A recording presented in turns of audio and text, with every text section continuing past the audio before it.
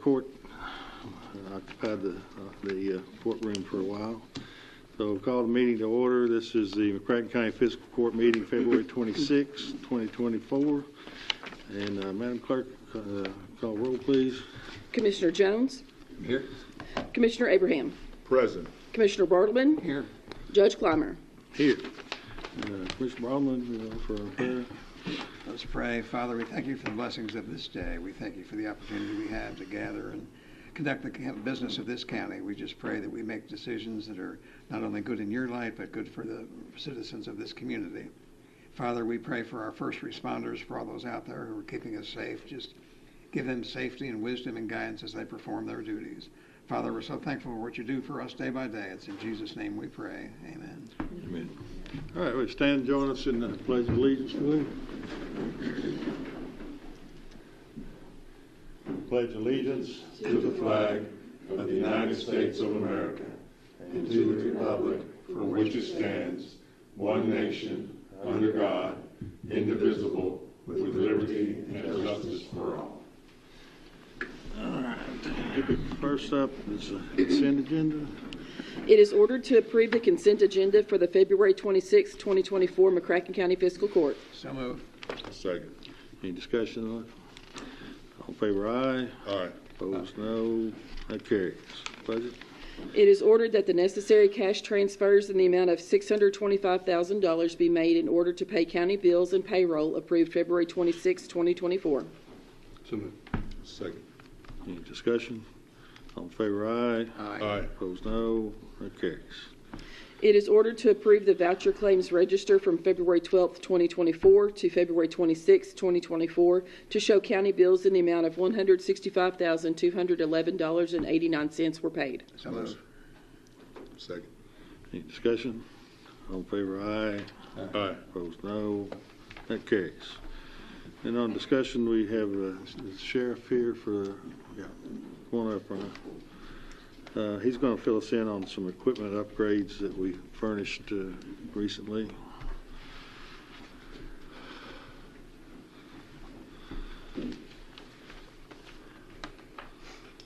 Good evening, Judge, Commissioners. Appreciate the opportunity to speak with you all and give you a little bit of an upgrade. I believe you wanted to get an update on the Axon camera, so that's what I'll stick to.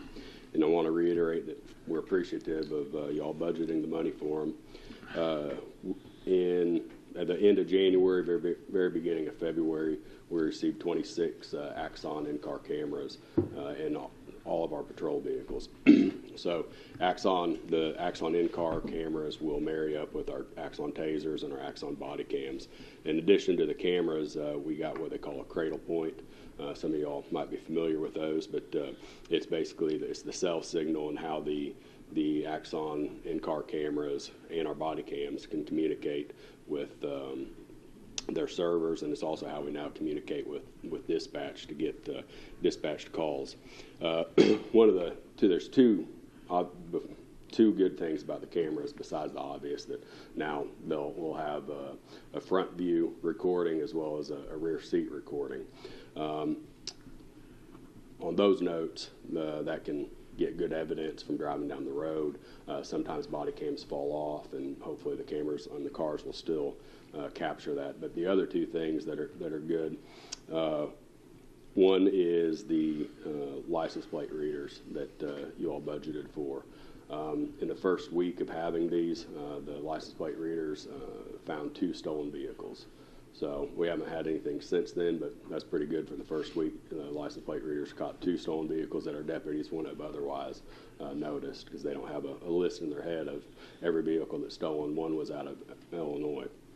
And that the cameras link up with the national, what they call NCIC computers, and that updates automatically all the time. The other thing that is neat is called Axon Respond, and I was a little bit hesitant about this when I first heard about it, but within the first few days it proved useful. Axon Respond is where if one of our deputies is recording, one of the administrators can view their in-car cameras live and remote. So the very first instance that I used it, a deputy was heading to what started out as a domestic and hostage situation. A lady was able to free herself from the trailer, thankfully, but when our deputy arrived, the male subject was still stating that he was going to harm himself and he had a gun. I was at my desk, immediately got on, Axon Respond and our deputy positioned his car just perfectly so you could see the front door of the trailer. And he started giving commands to the male subject inside for him to come out. He wasn't answering his radio because he was giving commands and dispatch was trying to reach him. We were able to get on the radio and say that he was okay and give him commands. So it could be very useful in times like that when a deputy can't respond. So in the license plate readers, they will be used for missing persons, wanted persons, that sort of thing. I can think of several instances that it would have been great just for missing persons in the past year. So we're thankful for that technology. Remind me of the license plate reader. Is that on every car, or is it just on? How's that implemented? On all of our patrol cars, it's on there. It's built into the cameras, and it's something that we pay for through the contract. It's not any additional equipment. So it's in all 26 patrol vehicles in the forward-facing. Does the deputy have to do anything, or does it just happen? Automatically reads plates. If it passes, for instance, a stolen vehicle and it reads that tag, it'll pop an alert on their computer screen. So, and then of course they have to go through other the tags are just expired. Right. Of course, they have to go through confirmation steps that, yes, that is a blue F-150, Yes. and it looks like a 97 model, because obviously they make mistakes, the computers do, so they have to go through confirmation steps, and we've implemented a pretty strict protocol. There's only, right now, 3 of us that can access that list and add to it. For protection of people, because it's a little creepy, but of course it is, you'd pay to have your tags to drive on the road, so we have strict protocols in place for that. So as you're going down the road and it's reading every plate, but it's not displaying any information unless there's information. Correct. Category or catalog. Yes, that's correct. To alert on that. Yeah, it's not showing, when it passes your plate, it's not showing Judge Clymer on his computer screen. He's not even seeing any of that stuff unless it was stolen or a wanted person. And you have to go through an audit process to see what tags have been captured. And there's only 3 of us that can do that. And they're only retained for 30 days by state law. So. And I understand that when you say the deputy activates his emergency equipment, blue lights, to pull somebody over, is it at that point that the camera will actually go back 30 seconds. 30 Yeah. seconds Yes, to capture It'll, what potentially is the reason that, for the stop. because otherwise you don't have a video until the lights are activated, and by then whatever caused the occurrence is past. And Correct. You don't have a video, but now you do. Yes, sir. That's 100% correct. And the good thing is, we had the body cams, but if I'm wearing a body cam, it typically was getting the steering wheel. So now with the in-car cameras, we'll have that view of the actual road. And it's about a view about like that, not quite 180, probably about 160 degrees. So it's a pretty good view. If they pull somebody over, does it automatically read the license plate of who they pulled over in case something happens that you can identify? Yes, it'll capture it. Yes, sir. So they don't have to call it in. It's.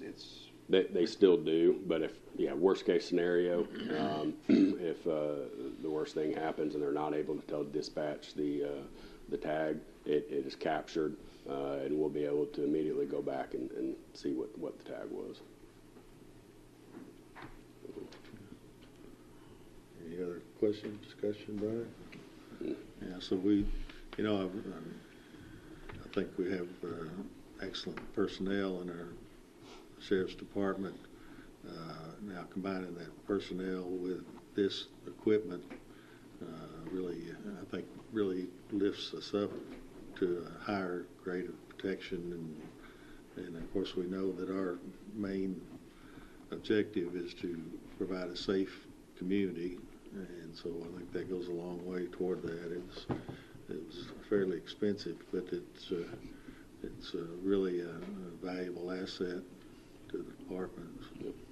I agree 100%, and we appreciate it, and I think that as each day goes on, we'll learn better ways to use it. And, one of the good ways that I think off the top of my head is missing people.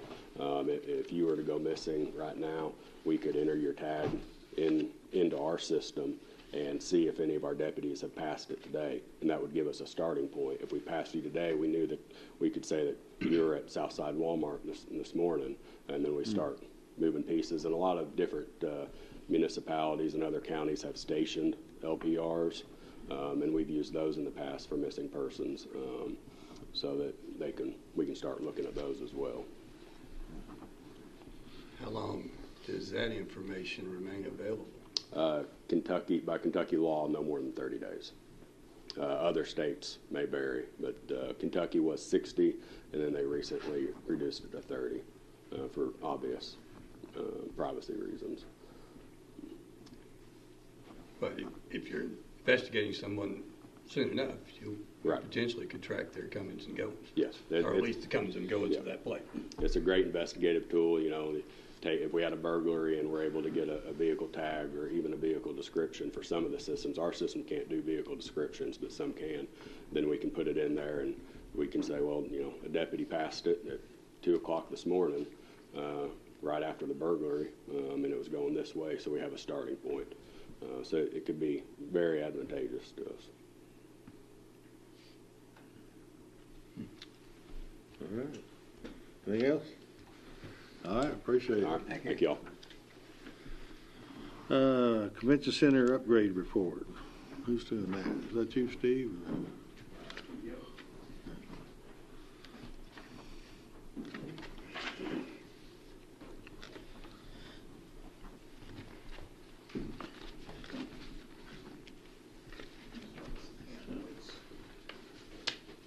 This will be on the screen.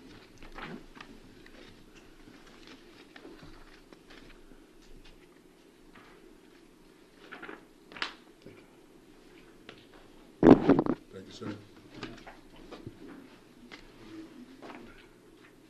Some of this is work here. Don't like this handout.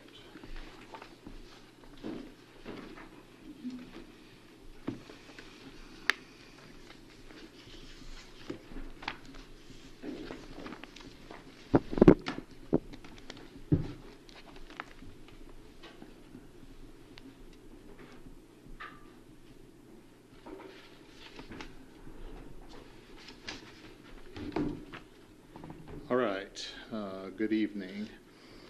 This follows up on our conversation that we really started, I guess, at the end of last year when we were contemplating roofing improvements and decided to take a pause and scope some more improvements. So at that time,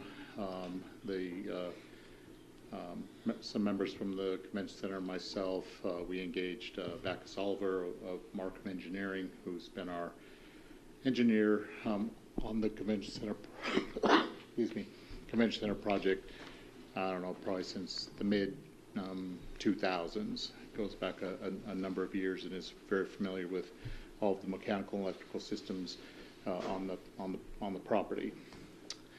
So when we met with the Convention Center, and from my note-taking, from some emails from Commissioner Bartleman and meeting with the group, these were the priorities that were expressed by the group. Of course, the top priority at the time was roof replacements. That is, can check that one off. That's in progress as we speak. Priority 2 was HVAC systems at the Expo and the Julian Carroll. Priority 3 was to address there's a gremlin in the electrical system that creates an unusual peaking situation that leads to higher than necessary power bills that needs to be resolved. Priority 4, LED lighting upgrades. This is primarily on the convention center side of Julian Carroll, but also the front of house at the expo. Priority 5, concession stand equipment. We have nothing in the report tonight about that. Priority 6, audiovisual equipment. The audiovisual equipment at the convention center is by an independent contractor. The Convention Center Corporation does not own their equipment, and that stuff is rented from a contractor. So it'd be another potential profit center for them if they had their own equipment. And last, if money was available to do some additions to the lobby at the convention center. So here's what's going on with the roof, and we're going to talk about this again just because it goes into, when you get right down to the bottom line, how much money can we borrow to do additional improvements. So work began last October. We had a better than expected winter for doing roof work. It's gone very well. There's no reason to believe work that we're doing won't be complete by the quilt show or substantially complete. So the original low bid was a little over $2 million. There has been one change order that we're processing. This is on the expo side when the roofing material was torn off, where the flashing goes up the wall, and on the parapets it was adhered to a gypsum type substrate, and a lot of that was destroyed as those sections of the roof came off. And so it's $18,000 of material to put it back on. Ordinarily, I run change orders through the fiscal court, but because we've been direct paying, that's in your packet, Commissioner.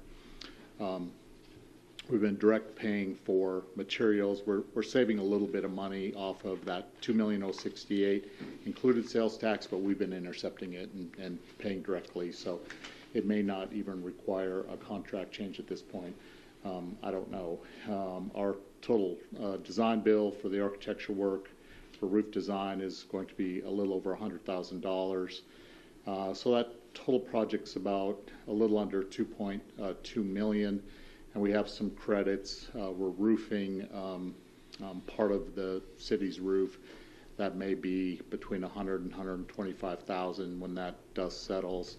And then there's another $226,000 in insurance proceeds from a storm that did some roof damage back last summer or spring at this point.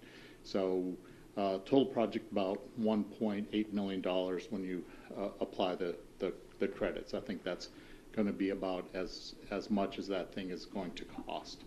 We're past the point now where I don't think we're going to see any change orders or encounter some unknown difficulty. So that's gone pretty well.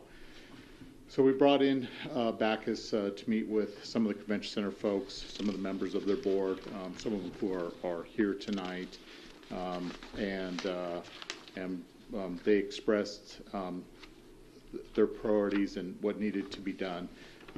This little graphic was produced by Bacchus that shows all the little color coding has to do with rooftop HVAC units.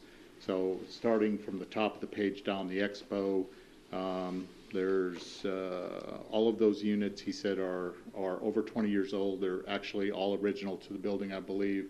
The building was erected in 2001, so we're at 23 years. It's reasonable to we're at end of life on those, and they all need to be replaced. Moving towards the bottom of the page where the Julian Carroll Convention Center is, what the different colors mean. The peachy color means those are 5 high maintenance machines that definitely need to be replaced. The one yellow one would indicate the need for 1 new rooftop unit. And then all the blue boxes are 16 units that, along with the peach-colored ones, were all new in 2009. They're all at 15 years and are all reasonably at their end of life. That's just where we are. with that stuff.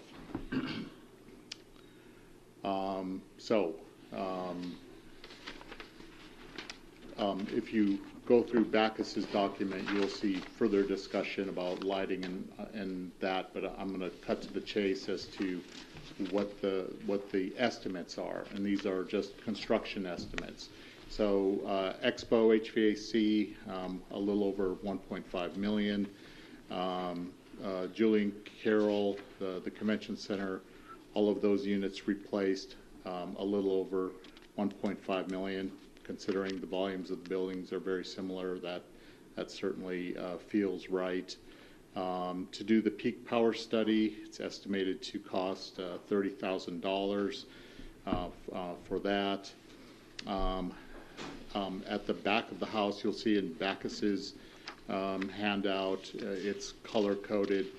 Back of the house, there's a service corridor behind the ballrooms where when food gets delivered in warming carts, it plugs into the wall. And since we did the kitchen in 2017, there's been an ongoing issue with not enough power available to keep all the carts plugged in. So to fix that problem, it's estimated to be $36,000. The next big ticket item is lighting upgrades. This is all through the convention center and the front of the house at the expo. Again, a little over $1 million for that. Audiovisual needs for the convention center, $135,000. So those are all the hard costs that would be associated with construction.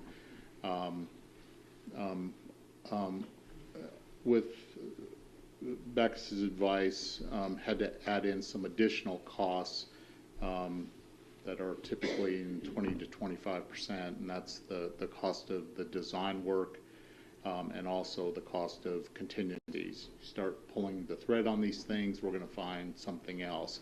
One of the things Backus reminded me, in 2009 we reused all the existing ductwork. It was in all reasonably pretty good shape, but original to the building in a 50-year-old building.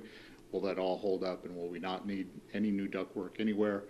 Hard to say. There could be all kinds of associated pieces with the system that could have some costs associated with them. Also, if the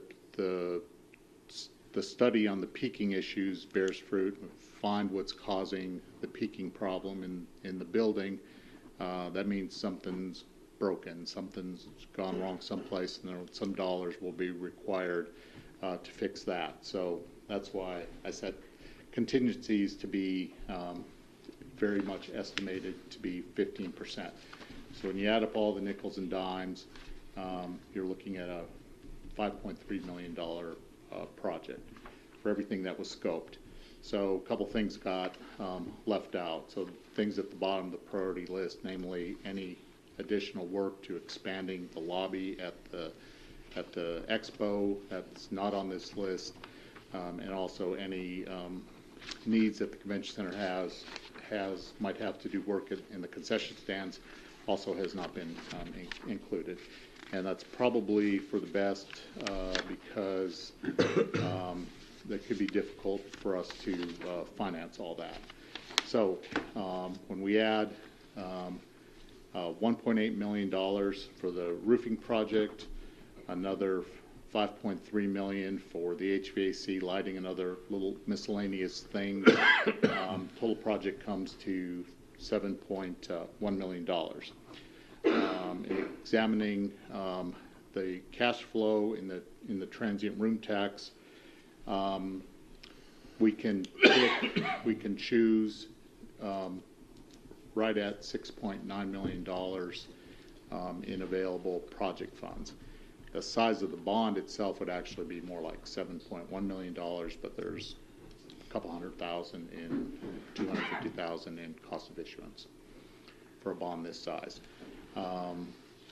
We could do this on either a 20-year note or a 15-year note.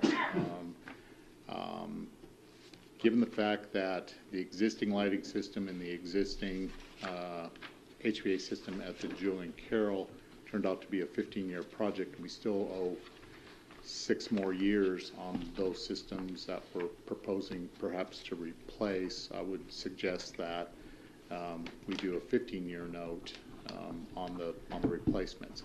And when we do that, that will use up virtually all of the funds coming into the system today to accomplish that. Is the 6.9 million, that's for a 15-year note? It would actually be 7.16 million. If we do a 20-year note? It'd be the same dollars, Okay. but obviously when you stretch the financing out, you pay more for the 20-year note versus the 15-year note. The advantage to doing that, as I discussed with our bond advisor, was it would leave some additional money in the kitty if something came up in the next 5, 10, 15 years that we needed to address. The 15-year basically leaves we'll use up all but $15,000, $16,000 a year. If we stretch it out over 20 years, it'll leave $195,000 a year for some future financing of some project. So it's a policy decision as to how you go with it. I hate to finance things for longer than they last, right? That doesn't really make sense, but it will clean the kitty out faster. I don't know if you want to back us up to answer these questions, but I had a conversation with him earlier. The lighting should last more than 20 years, right? I think Backus indicated that there's nothing on the horizon to replace LED lighting, that the LED lighting we're putting in, those units should last far more than 15 years and not have to be replaced. That's my first question. Ask him that same question about mechanicals. That's correct. Lighting generally could be 20 years. Do some of these wear out and have to be replaced? And what's the life expectancy? I mean, do some of the units have to be replaced at some point? Do they wear out? So the life of this type of equipment is generally considered to be 15 years. That's why in our report we're recommending units that are at 15 years are candidate to be replaced. But as you've proven at the expo, you can make them last 20 years if you want to keep repairing them and dealing with problems. And then the air conditioning units, the heating and air conditioning units, the industry standard is a 15-year life expectancy. Is that correct? For rooftop units, it is. Okay. Yeah. But the reality is, if they're well maintained and properly serviced, they can go 20, 25 years, maybe even longer. Is that correct? Maintenance is important, and maintenance can increase the longevity of the units. I think one of the issues we've had in the past is that in the early years, we probably didn't have the staff at the convention center that probably had a maintenance staff there that probably maintained them the way they should be. So that probably, would that have shortened the life expectancy if they weren't properly maintained? Sure. I will say that your current maintenance now is very knowledgeable, and I'm feeling very good about his knowledge level. I spent a lot of time with him. When we assessed the units, and I think he's more than capable of probably having a small service contract. Together with that and his watchful eye can protect the investment. And there's a 5-year warranty on what parts, is that correct? And for HVAC equipment, it's 1 year for the entire unit. For the refrigeration, it's 5 years. And for the heating, it's 10 years. Okay. So it's much like a car. Powertrain's one thing, bumper to bumper's another. How confident are you in these prices? I know the way the market has been.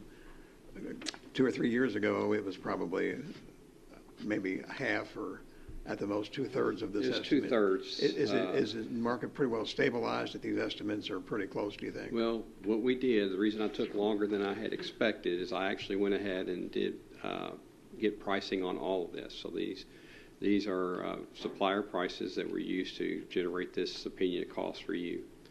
And it does include what we're seeing right now as far as escalation. So as right now, I feel good about this, if this is something you are to move on ahead with in the very foreseeable future. But we're advising that estimates you should act on them, because if you wait much more than 3 months, they probably will become void. I will say that prices have really slowed down and stabilized, but they'll never return, is what usually does not happen. How difficult is it to replace a unit? Do you just take the old one off and put the new one on? And is there the potential for additional cost? When you take one up, you find some other things that need to be replaced. If so, is the things that might need to be replaced, how expensive are those type of things? Sure. So we, myself and another engineer, reviewed every unit, and we did find an issue. The Expo Center on the 3 largest units has got a challenge that we'll have to come up with a fix for that. I've already met with fire prevention and talked to Les Fugate about it, and that is included in the opinion of cost. So we have already gone through the units looking for things like this. So I feel reasonably assured this will be a straightforward project, and unforeseens is what we're speaking about on contingencies, and that means I don't know what it is right now, but there's less things that can go wrong with something like this as if we were digging or tearing into a building. So the good news is we're pretty much working from the roof up. And in addition to having new equipment that's reliable, there'd be significant savings on the operating costs of both the air and the heating units and in the lighting. Is that correct? Yes. One thing this includes that wasn't really mentioned was this would be all new computer controlled. So now we will have control by computer or phone. Right now we don't have that ability, and that is a lot of the frustrations that staff is having, making the rooms work as we want for our guests. So this will be an all-new control system, allowing for better diagnostics, better troubleshooting, and better service, making sure we keep the units up to date. So right now, the existing units and technology, it's either on or off. Is that basically correct? That's correct. For the whole building. But with this technology, if they had meetings in there that were going to use 3 meeting rooms, you could heat and cool those 3 meeting rooms and then leave the others at a lower temperature to do savings rather than having everything at 72 degrees. You might be able to have. That's exactly right. We're going to schedule the building so that the systems are greatly turned back off hours, and they will just schedule an event. If the room's rented, then you should go in there and change that the room will be rented at this time, and then it will be a temperature for that. We didn't have that ability before now. With this computer system, we will have that ability. And with these units, is there a pretty quick, I mean, would you have to turn them on at 8 o'clock tonight for a meeting at 8 in the morning, or Sure. can you set it to come on at 5 in the morning and will it be cool or heated by that time? For this building, these units will respond pretty quick, so we can almost just with a 1 hour notice probably bring it up to temperature. We might need to plan a little longer for the river rooms if we have a very big event. But those are things we will discuss, and through some trial and error, we will set those so that those are already programmed in. Should the peaking study be done immediately, or should we do it after the air conditioning units are put in, that there might be some issue with the air conditioning units that might save that cost or should we do the peaking study right away? The peaking study does not have to be done right away, and it is quite complex. And so right now there's been nothing estimated towards that. Really what we got to do is go through engineering study and evaluation. So what we're going to be recommending is that we bring in diagnostic data loggers and leave set up in several places in the building as we try to figure out what we can't seem to answer without investigation. So this, we wanted to go ahead and present to you all now to see what your interests were on how large of a scale of a project you'd like to do. Okay. That's all I have right now. Got a few.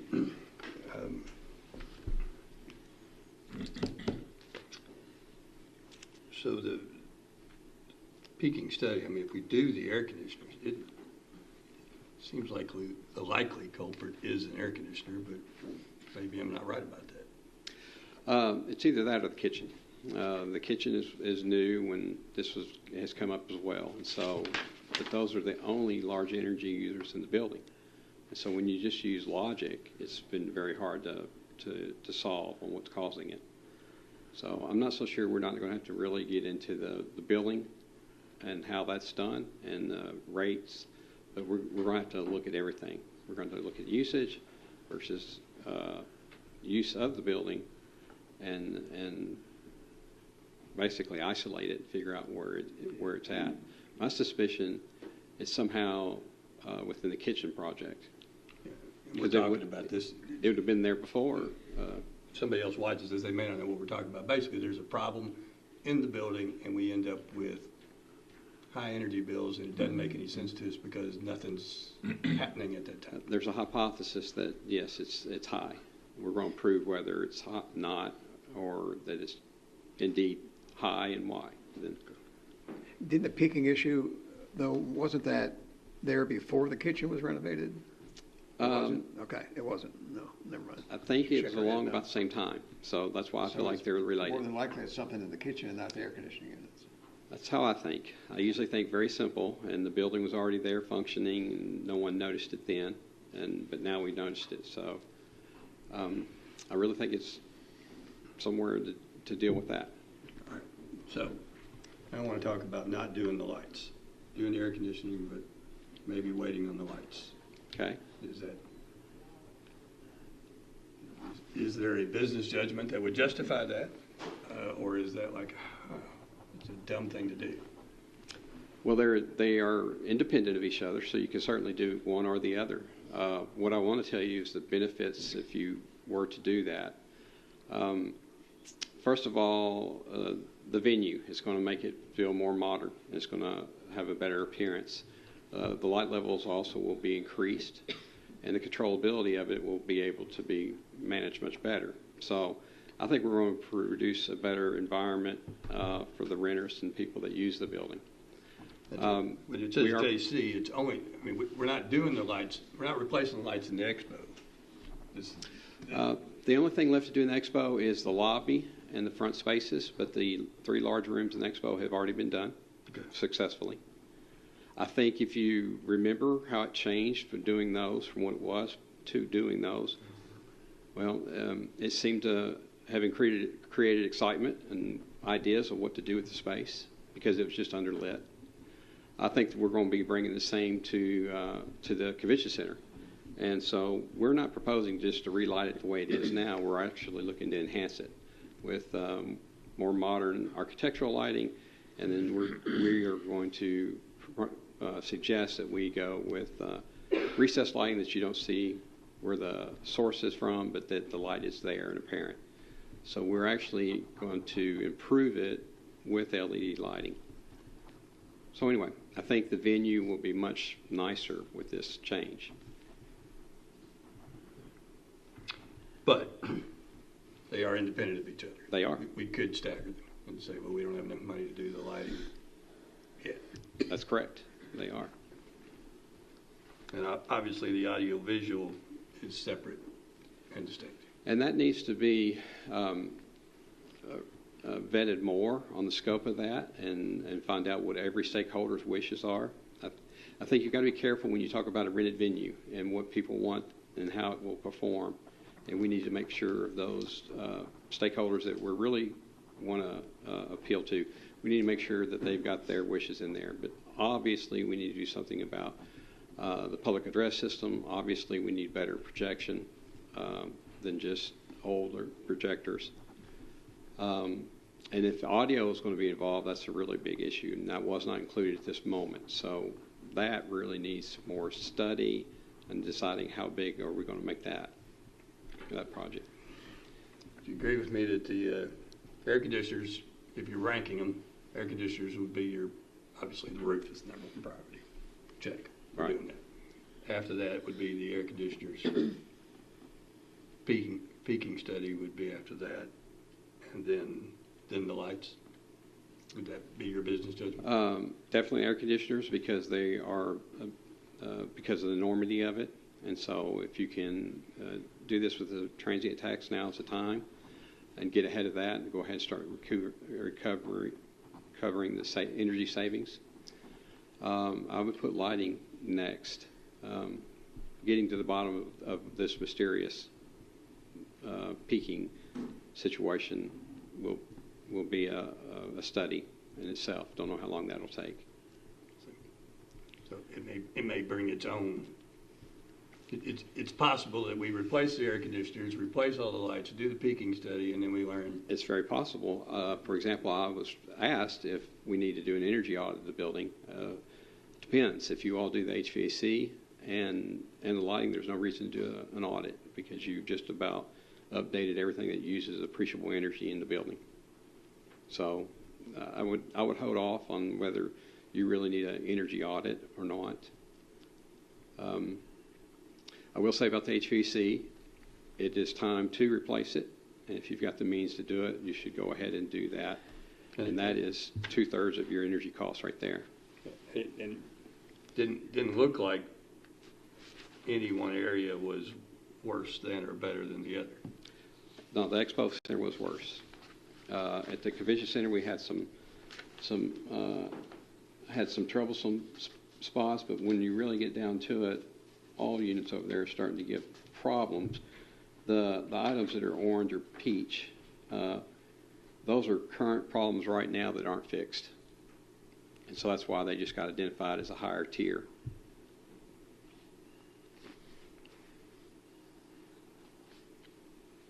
So if you were going to not do anything, it would be the blue ones. But That's correct. It's a less priority.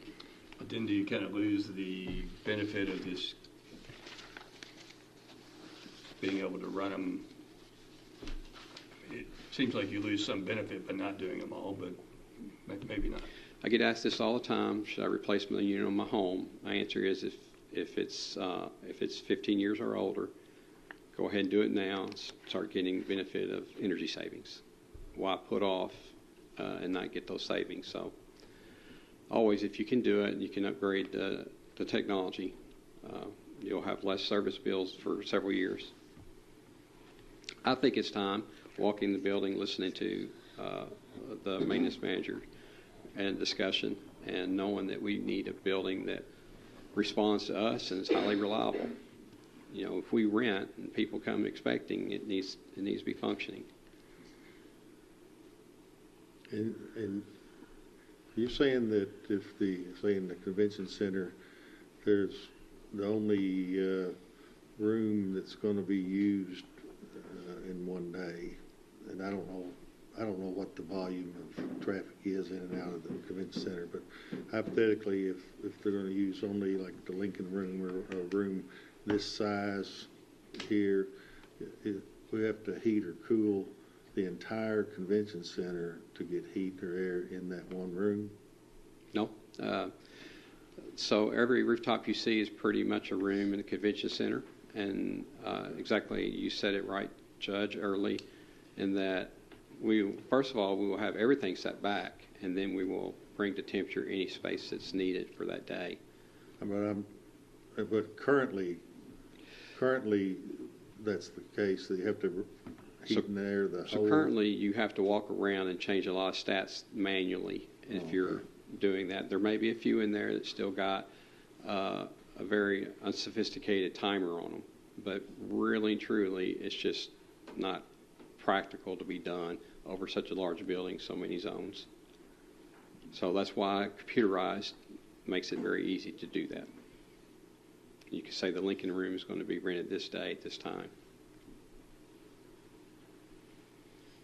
Does that come with a warranty? The controls? Yeah. It does. How long is that warranty? Well, any projects that are constructed is one year for any problems. And then I am going to recommend that is going to be installed by one of our local service companies so that you have sales and support so that they'll be here.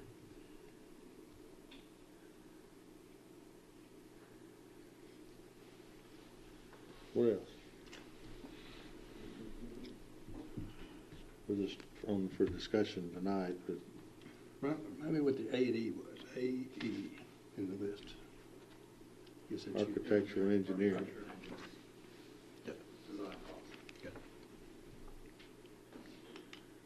And then what about, so say if we were going to do only part of them, the highest ranking, replaced the 11 Expo units and wait on the 16 others.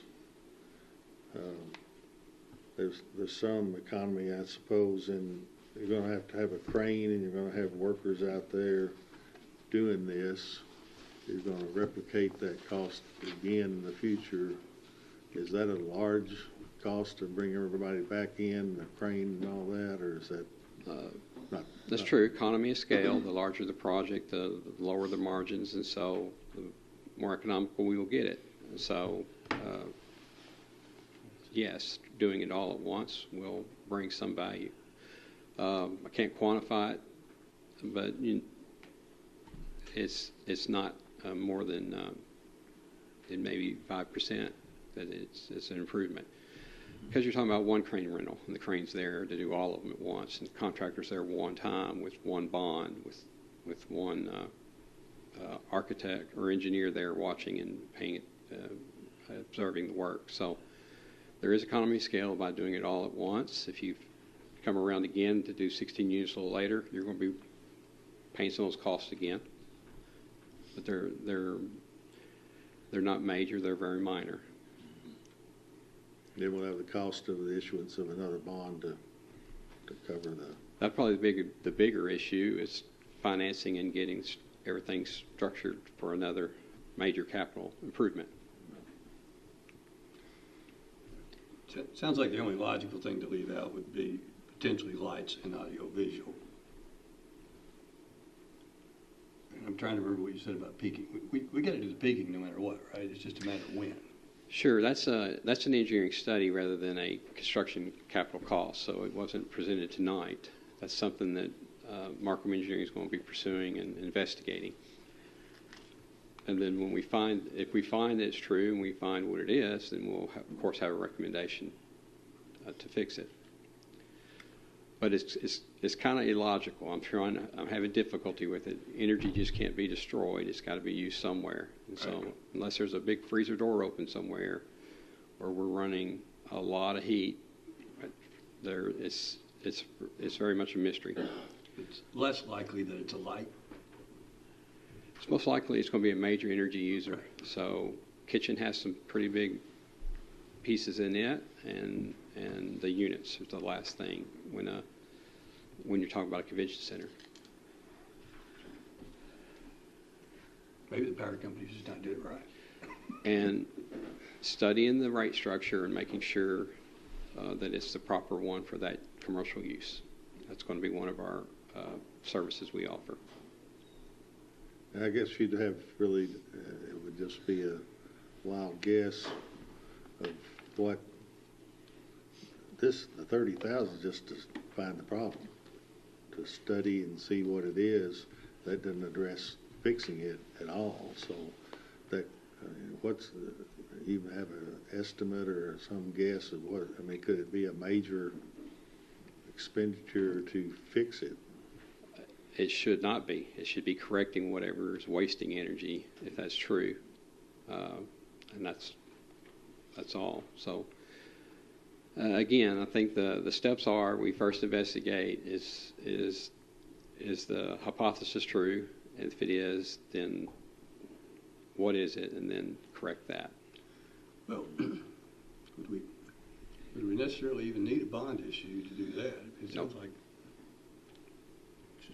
Can we vote to do that tonight? No, because the statute only allows you to use 91A, 391 money on power plant. Right. But could we just decide, since we're co-owners, that we need to know? What's the worst case monthly scenario this thing is costing us? Is it costing us $5,000 a month, or? I think they have an idea of what it's costing. 20,000. If I recall right, it's $5,000 or $6,000 a month. Is that right? Power? No, 10 to 15. A month? A month? But the phantom, I'll call it the phantom user of electricity, that could be as much as what? 10 or $15,000 a month. It's like, well, couldn't we just use another bucket of money and go ahead and get that done and know that answer? And how long does it take? I think it would take perhaps 2 months by the time we data log everything. Of course, if we're lucky and we study the right part first, we'll know right away. But if we keep looking, But so in about 60 days, Mhm. we can know the answer. yep, yes. I like that. We just have a budget, pay for the study. Yeah, just say this is costing us too much money. Let's figure out why it is, and just do that out of a general fund. Can we pay that out of general fund?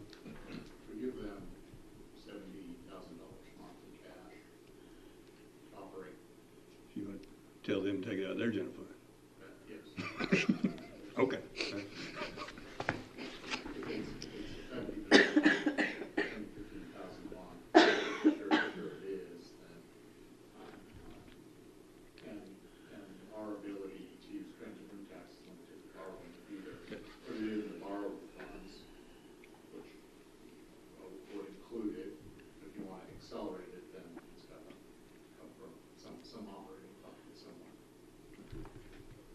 The Convention Center Board has discussed that, and we meet tomorrow, and it'll be discussed again. And that's, I can't guarantee anything. I know what I think should be done, but What do you think? there's more people on the board than just me. Well, I guess the one unknown, at least to me, I guess maybe you know, you're on the board, is what's the Convention Expo Center's capability?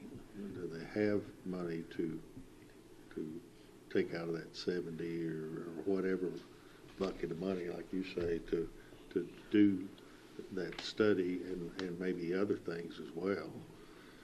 You know, if they were co-owners, really there's the convention center, what do they call themselves, nonprofit convention center, whatever the name of it is. Paducah, McCracken County Convention and Expo Center. So they own it, but we have taken on the responsibility, having created the transient room tax that can only be used for a convention center or fine arts center. We have taken on the responsibility or obligation to use that money toward maintenance, or not just maintenance, whatever, as long as it benefits the Convention and Expo Center. And so that's why we're having this conversation, having created a revenue to do some of these things. Again, this is a full board decision, but I'll express what my view is. And again, I have one vote on the board. I think the convention center needs to have some ownership in some of these things that need to be done. We can't afford the big items like the roof and the air conditioning units, but I think the convention center needs to, at least the board needs to consider paying for perhaps some or all of the audio-visual system, because that money can be, the revenue from that can pay that off in 4 or 5 years perhaps. So if they have to get a small loan to pay for that, the convention center board could pay for that. Again, that's one opinion of 6 or 7 people. And then we've had some discussion on the peaking study. Once we resolve that issue, that will save, in 2 months, we'll pay off the cost of if we solve that problem in 2 months, the cost of the peaking study would be taken care of. And if there's a high expense that's found with a problem, then we'd have to come back maybe to the bond issue. But again, that's my opinion, and it's one person on the convention center board. But I think that we need to take, the convention center board needs to take some ownership and responsibility in doing some of these things. We can't have our hand out for everything that needs to be done. For example, the audiovisual system, I don't know that we need to bond that, cost of that for 30, 20, or 15 or 20 years, because that's not a type of item like a roof and an air conditioning unit. So again, that's just my opinions, but and hopefully we'll discuss that tomorrow at the board meeting and maybe make some decisions on some of those things. But again, I don't think it's right for the convention center to think it's like the airport construction. They keep giving us bills for everything from, but I think the airport didn't take any ownership in its construction, but I think the convention center board needs to take some ownership in the renovation work that needs to be done. But again, I'm one vote. Do you know offhand what the contract for audio video service is to the convention center? How much it is? Yeah, What's the cost of the? Yeah, the audio visual, the users pay for that, and it's how much average per month is being paid to the person doing that now? Contract, it varies. I think annually it's probably 30,000. How much? On what season it is, but yeah, about 30,000 a year. But usually the whoever rents the facility, they pay for that. But again, that could be revenue that the convention center board would have. Yeah. Again, the estimates that would be paid off in 4 or 5 years if we put in a unit that, for example, in the big ballrooms, if we had a unit in there and maybe 1 or 2 other rooms, it would pay for itself. We may not be able to afford to put sophisticated audiovisual in every room in there, but we could do it in the rooms that are used the most.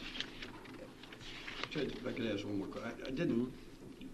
You have the JC corridor power upgrades, the Julian Carroll corridor. So that's the part where I go in, the first part of the Julian Carroll Center? This is the back service corridor behind the ballrooms, or behind the river rooms, but they're having issues with food warming carts and the stationing of those for fast meal service. So this will be to install another electrical panel in that area, install more receptacles for those food warmers. Gotcha. So if the convention center was to do the audio visual, and we've talked about that before, it just feels right to me that the county would provide for structural,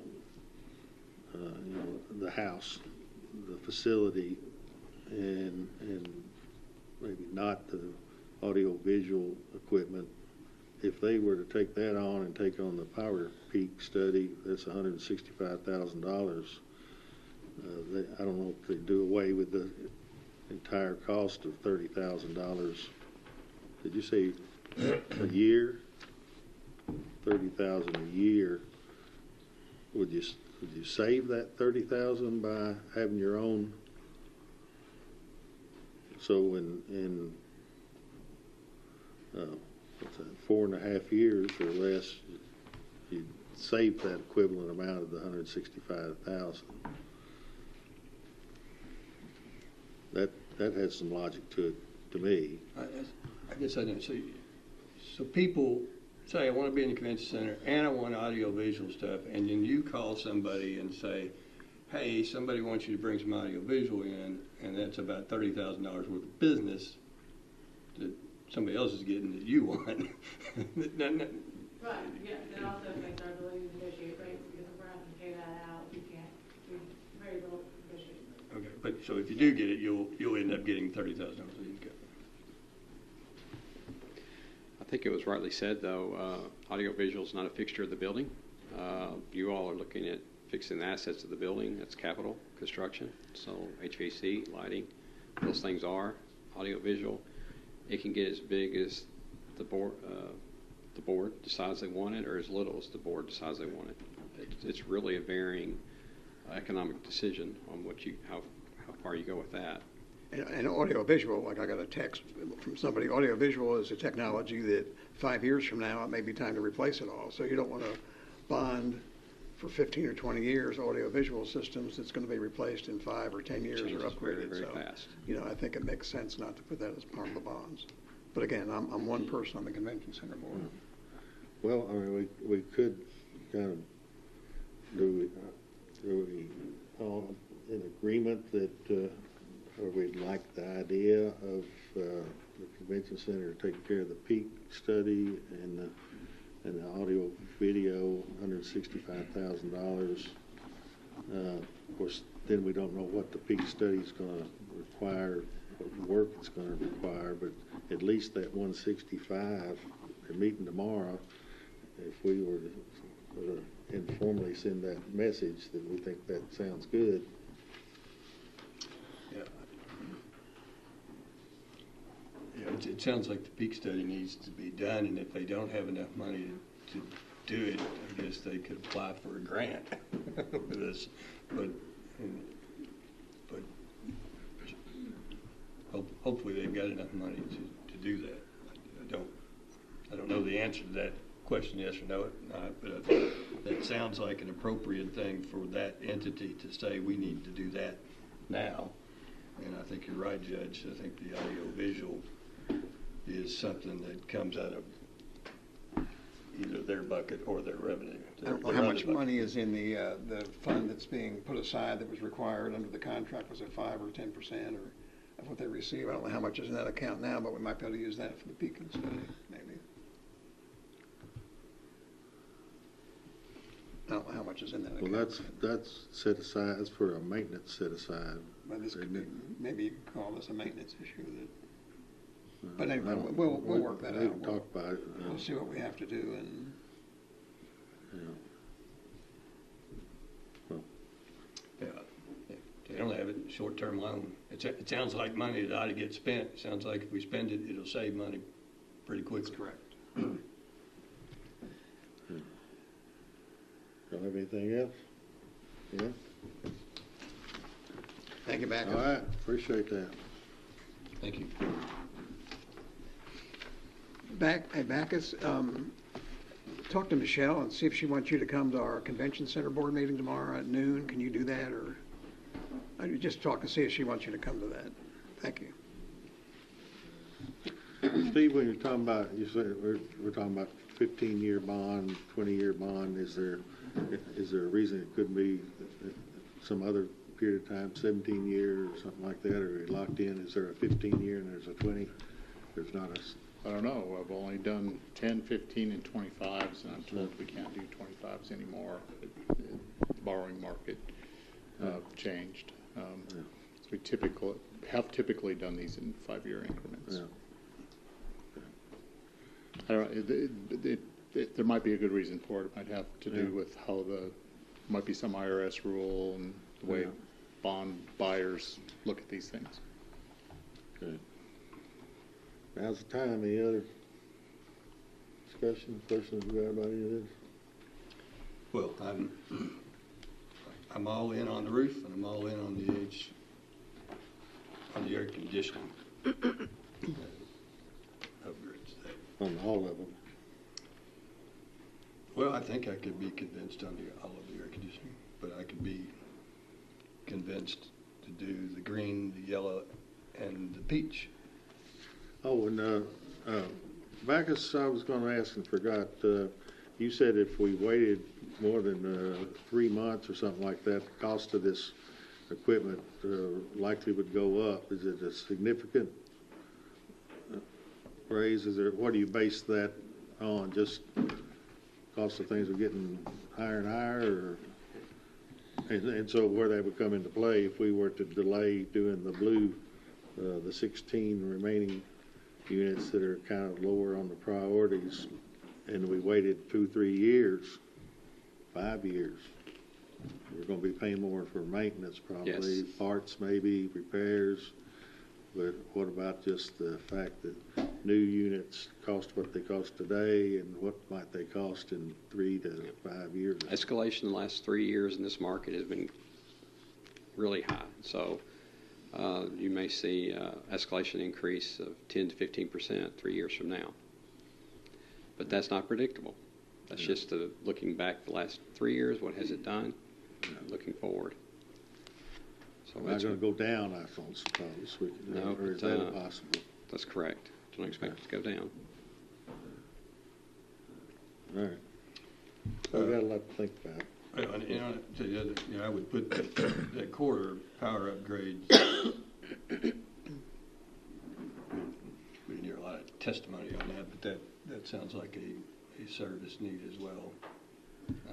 I'm assuming from an operations standpoint.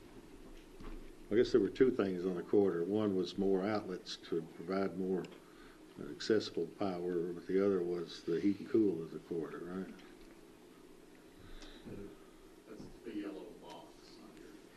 That's the quarter? That's that little tiny yellow one. Oh, okay. I guess I was thinking that, Peach. so that's what we're gonna add the more service so we can do basically more cooking, right? More outlets. The problem is that the service in there now is not sufficient to handle the equipment that keeps food hot. Right. So they have to take it all the way from the kitchen and bring it in. If they have it in the hallway, it's a lot more efficient for serving food and keeps it hot. Right now, am I correct? They can't, the units, the equipment that's used to keep food hot, the power in the hallway is not sufficient to handle all those units. And you have to bring all the food from the kitchen all the way into the convention center. But if you have those there, it's a lot more efficient in serving food. Well, we have to use the warmers. The problem comes in if we have an event that has over 500 people, 400 to 500 people. We plug in a warmer, it hits trips the breakers so the ballroom lights go out. So we have to typically place warmers in the hallways and in other rooms so that we can get food out and not trip the lights and ballrooms. That testimony has convinced me we should do the quarter power. All right, we done with that?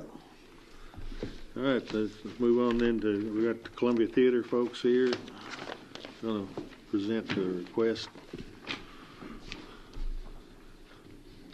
Tarlene Stone. Good evening, ladies and gentlemen. First, thank you very much for putting us on the agenda, inviting us to be with you tonight to share a little bit about the Columbia Restoration Project. Honestly, y'all, there is not a lot of factual information that I could give you in addition to what we've provided, in the past. And then I dropped off another packet this morning that has some up-to-date information. So instead, I'm just going to do something a little more interesting. I'm going to take you down just a little trip down memory lane to sort of help illuminate what this theater means to the people in this community and the people in our region, okay? So from 1927 to 1987, thousands, literally thousands and thousands of people walked through those beautiful doors into the Columbia Theater, two of which we have restored with some help from the Leadership Paducah class. It began with vaudeville, with traveling troops.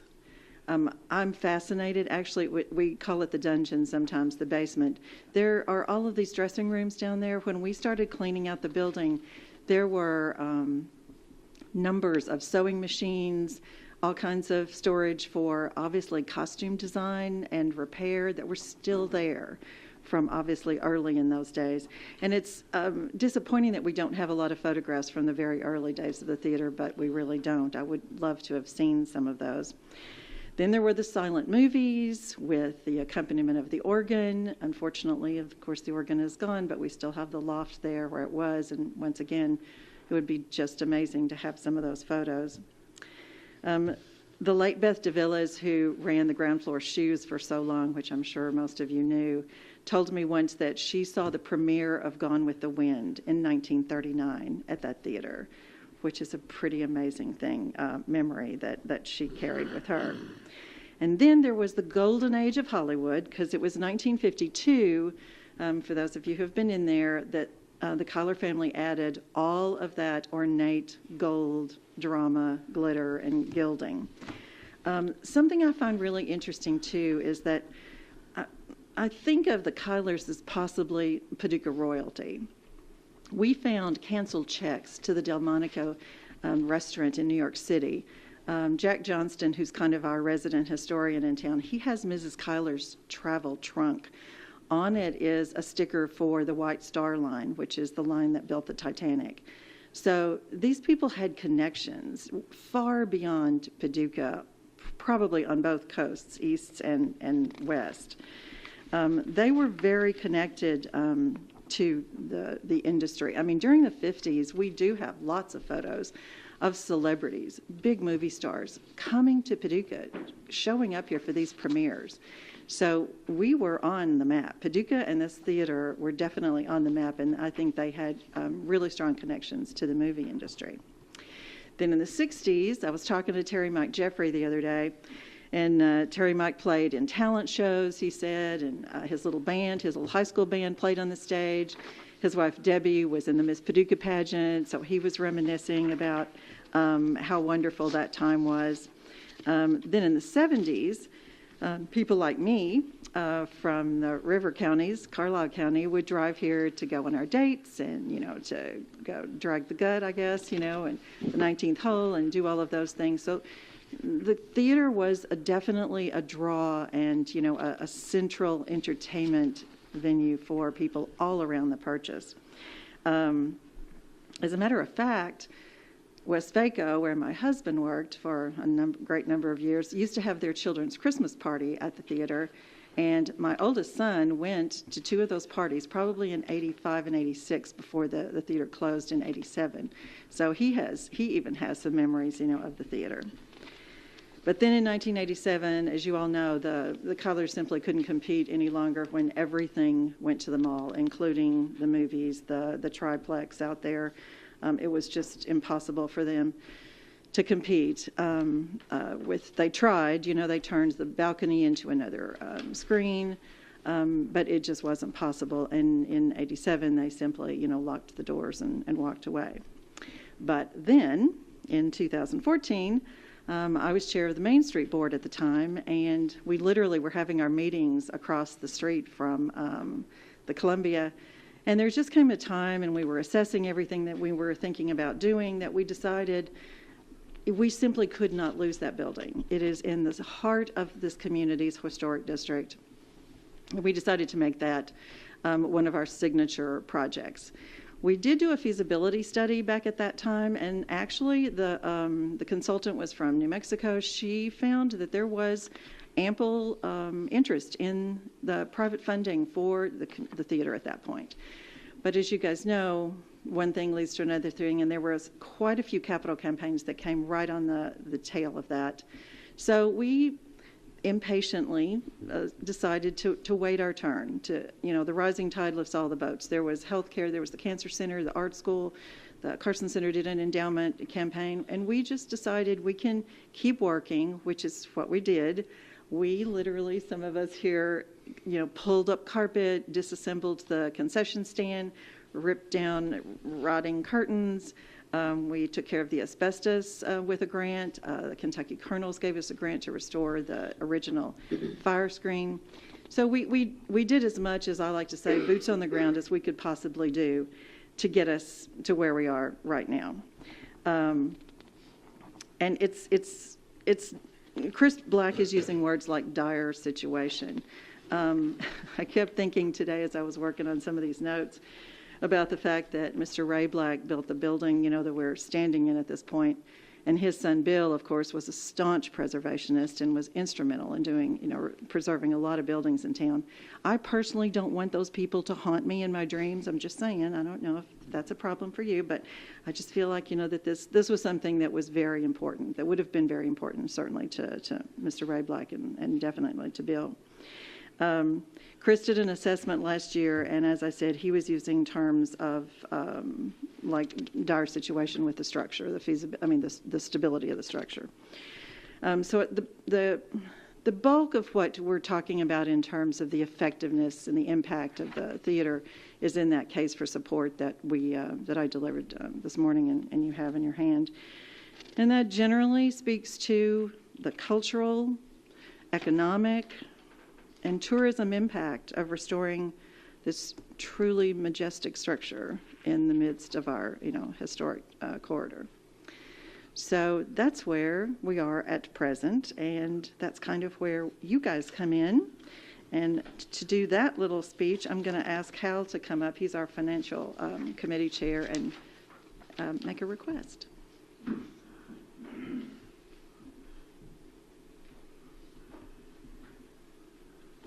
Thank you all for the time on the agenda tonight. And I have to say that I certainly can appreciate the conversation that you had about the convention center as I served on that convention center corporation board during the construction of the expo, and I'm familiar with a lot of the conversation that you all have had, and Steve was really helpful in helping guide us through that process. And that's an ongoing responsibility that's critical to the entire tourist economy within our community. And so really, as we look at as a volunteer community organization that is interested in maintaining our infrastructure, much like maintaining the infrastructure of the Convention Center Corporation's assets down there. This building it represents part of our historical value in the community, and everyone has a connection to it. In our process of developing a plan to bring this facility back into an economically viable part of the downtown structure, and not just downtown, but the county and all of Western Kentucky, as Darlene says, as we have a deep history of usage across the entire region. So we come not necessarily as citizens of the community, of the city, or citizens of the county, but citizens of the entire region and the community in a request for support to stabilize the exterior structure in a way that would allow the building to actually become part of the economic engine that we believe that it can be in downtown. So we've gone out and raised money locally from private individuals. We've requested the city a $500,000 grant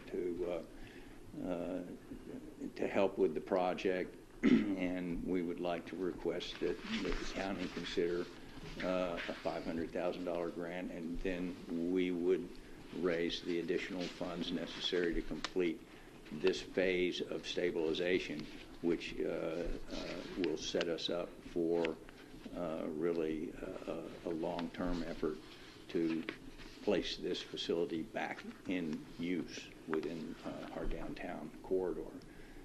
So that really is what we would like to get on your radar in here, and is to formally make that request. The city has given us a 2-year window to generate the remaining $1 million, and so if with what has been proposed at the city, we're asking the county to make that contribution for $500, and then we would make a balance of that through our private fundraising effort to put this last piece in the stabilization of the structure in place. And if the front of the building falls off of the building, we've actually completed the roof work and much of the stabilization interior walls. But it's and I don't know, we probably spent $200,000-300,000 over the last several, probably 5 years. This project's been going on for about 10 years now, and as Darlene said, we've been kind of waiting for an opportunity to really kick this thing into high gear, and we're prepared to do that now. We feel like that if we can have participation with the city and the county together with our private efforts, that it will create a level of confidence within the community that this is a project that can happen. So that's our request.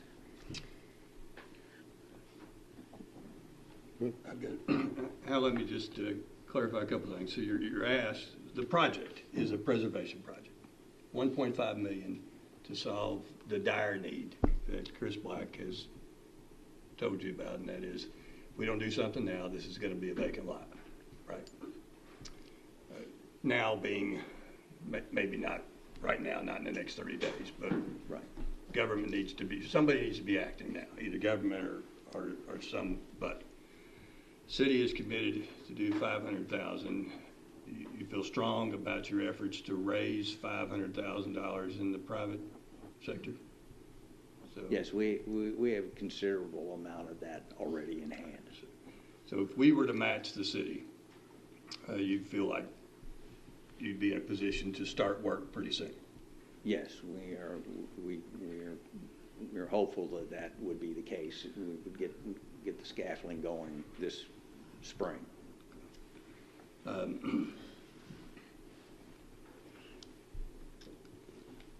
It's not a secret to anyone at this table. The previous discussion was a cousin to this discussion because the same money, the same statute that allows us to charge 2% for the benefit of the convention center also says another thing you can do with it, county, is you can use it to expand, construct, or operate fine arts center located in your central business district. And is the Columbia Theater located in the central business district? We believe that it is, yes. Yeah, we do too. So the question would be then, how do we, if we were to do it and we were to use this bucket of money, and I'll call this bucket of money the 2% transient room tax money, we'd have to somehow be assured that it goes toward fine arts.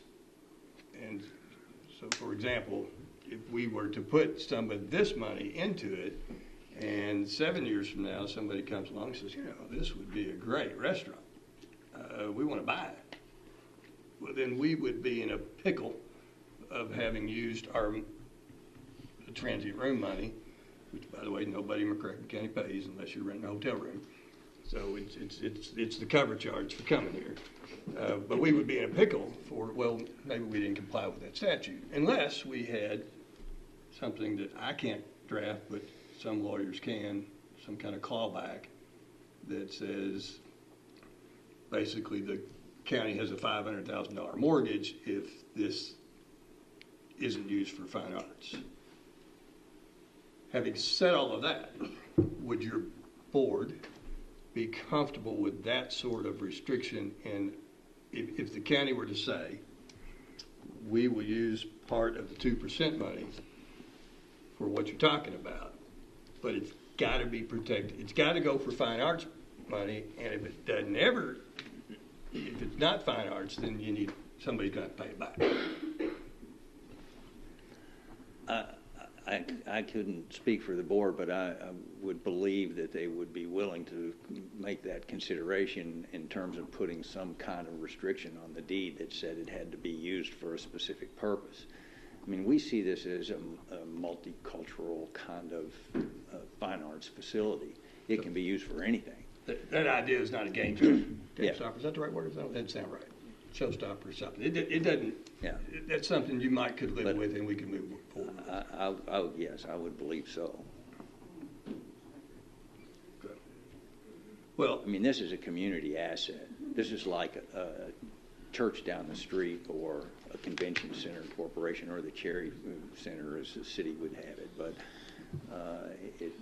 we see it as a community asset that is worth saving as a cultural and historic preservation project in order to make it an economic destination that is truly unique. Nobody's got this kind of thing in their downtown that I know of. And we've visited a lot of facilities around the area, in the Nashville area and Paducah area. And we know you have, and I think we all want to say thank you to all of you for being here and for the work that you're doing. It's work.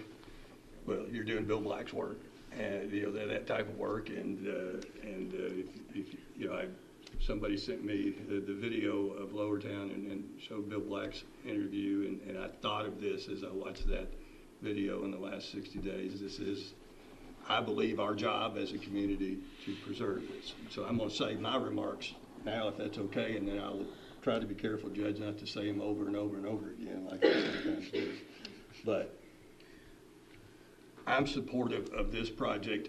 I'm supportive of the piece of this project that keeps this from becoming a vacant lot. Now, and I see the project as two conversations. One, we can spend this 1.5 and save it for somebody in the future to figure out what we're going to do with it. Now, if you came back to me and I was still a commissioner and phase 2, I might not be as for it, but I am all in on let's not let this become a vacant lot. You know, I walked past 432 Broadway Street. I called it the vacuum store building. It's not there anymore today. That makes me sad. There's a building on 300 block. What was the? Chris. That makes me sad. Coke plant, that makes me happy. Catterjohn, that makes me sad. I don't want the Columbia to make me sad. I want it to be preserved, and I think there are lots of people in our community that feel that way. What we're trying to decide is what bucket of county money is appropriate. And I believe this statute is appropriate for that. And so then we have to prioritize. In my view, as one commissioner, the roof of the city center trumps Columbia. Air conditioners of the convention center, I said city center, I mean convention center trump Columbia. But I think Columbia trumps the lights of the convention center. And if they do, and then I think we've got enough money in the, what I call the home equity of the 2% in order to pledge the $500,000. It sounds like you wouldn't need it necessarily all at once, but no. I mean, when you borrow money, that's how it comes. So that's my analysis, and whenever it's appropriate, I'll make that motion if it's either this meeting or some other meeting. That's what my opinion is. I've got a couple of questions. I got a question about the timeline. It closed in 1987. What happened after that? As I understand, it was donated to the city. Is that correct? Can you come up here? I've got some more questions on the timeline. Can you come up to the podium? The Kyler family held it until 2003, and then they conveyed it to the city of Paducah with a very strict statement of how it would be used going forward, and that was to promote economic vitality of downtown, also to promote arts and culture and education. So at that point, city held it, and in 2014, early spring, said, here it is, it's anyone's for the taking, and the group of volunteers that you see, or some of them, so said, the city it's accepted us. the ownership under those conditions, is that Indeed, correct? indeed. From the time they took it over to the time till 2014, did they do anything to it? Did they do any maintenance, of any kind? Is it the roof? Yeah, you would know that. Yeah, so the good news is it's very dry. But the city had it, put a roof on it, and then we've had it since 2014. But they didn't do anything else to stabilize the front or anything like that? When the city conveyed it to this nonprofit, did they make any commitment to help do any of the repairs and stabilization and work? Not aware of any commitment, although I think that it makes for a good partnership. You would think that, we're going to take this on, so there's a partnership in the making right then and there. But I don't think there was any clear statement that would happen. They just gave you the deed and the agreement from the Kyler family is the only thing. Is that right? That is correct. But the city didn't say, if you take this over, we'll help you save it. Well, this is the Columbia. This is the Columbia. Right. The Columbia has now. Therefore, there was a time when the city took care of the tax bill, and then that came to an end. For a time, the city carried the insurance. That was important. That came to an end, and we've borne that cost since that point. And utilities. But also to your question, the facade has not been touched, other than, as Darlene said, the two doors that were replaced. I agree with Commissioner Jones on one of his points, that we don't want to see that become a vacant lot. We want to do all we can to save it. But I think we have to see what the long-term plan is. I mean, we went and visited the old theater in Hopkinsville. Went to visit that. That's the only game in town in Hopkinsville. But here we have the Maiden Alley Cinema, Market House, the Carson Center. We've got under renovation the Jatan facility. We've got a facility for concerts at really a community college, at the high schools. I think before what really concerns me is what's the long-term vision?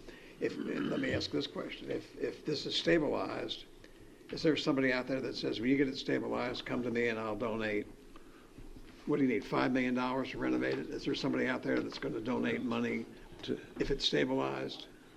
We wish we had that person. We're looking for that individual or group, but we don't have that person in place at this point. To your point, though, and I appreciate Commissioner Jones's point, that he wants to save it. And if we don't save the one-of-a-kind structure, and it's easy to say it's one of a kind, but indeed, it's just not debatable. It is one of a kind in terms of having the Adamesque exterior, the Skolros interior, and then just the historical perspective. So with that said, we need to save it first. And then the plan would be, and if you all will allow, we're already looking at an RFP for those who might be operators of the building. The board will not continue on in that respect. I don't want to get ahead of ourselves a little, any. And I understand what you're asking. Sometimes we have to think about the wagon before the horse. But I think that with communities the communities that can offer experience and the history of a place like this, they're the ones that flourish. We've done the case study, and we understand that there are a lot of competing needs. You mentioned all the theaters, and we wanted that ourselves, and so we looked at that as well. There is a place for the Columbia. There is a very specific niche for the Columbia Theater in our estimation, particularly with its reimagination and repurpose. So is there a niche that this community is lacking that this facility would fill? I'm interested in the marketing study, and you have Yeah, I've looked through that. back, but there is a summation of that consulting study in that packet today, where the DLR group is our architect in Cleveland. These guys have worked on historic theaters. They are the premier historic theater architectural firm in the country. They've also done some stuff internationally. So they have a consultant that they work with consistently for all of these projects.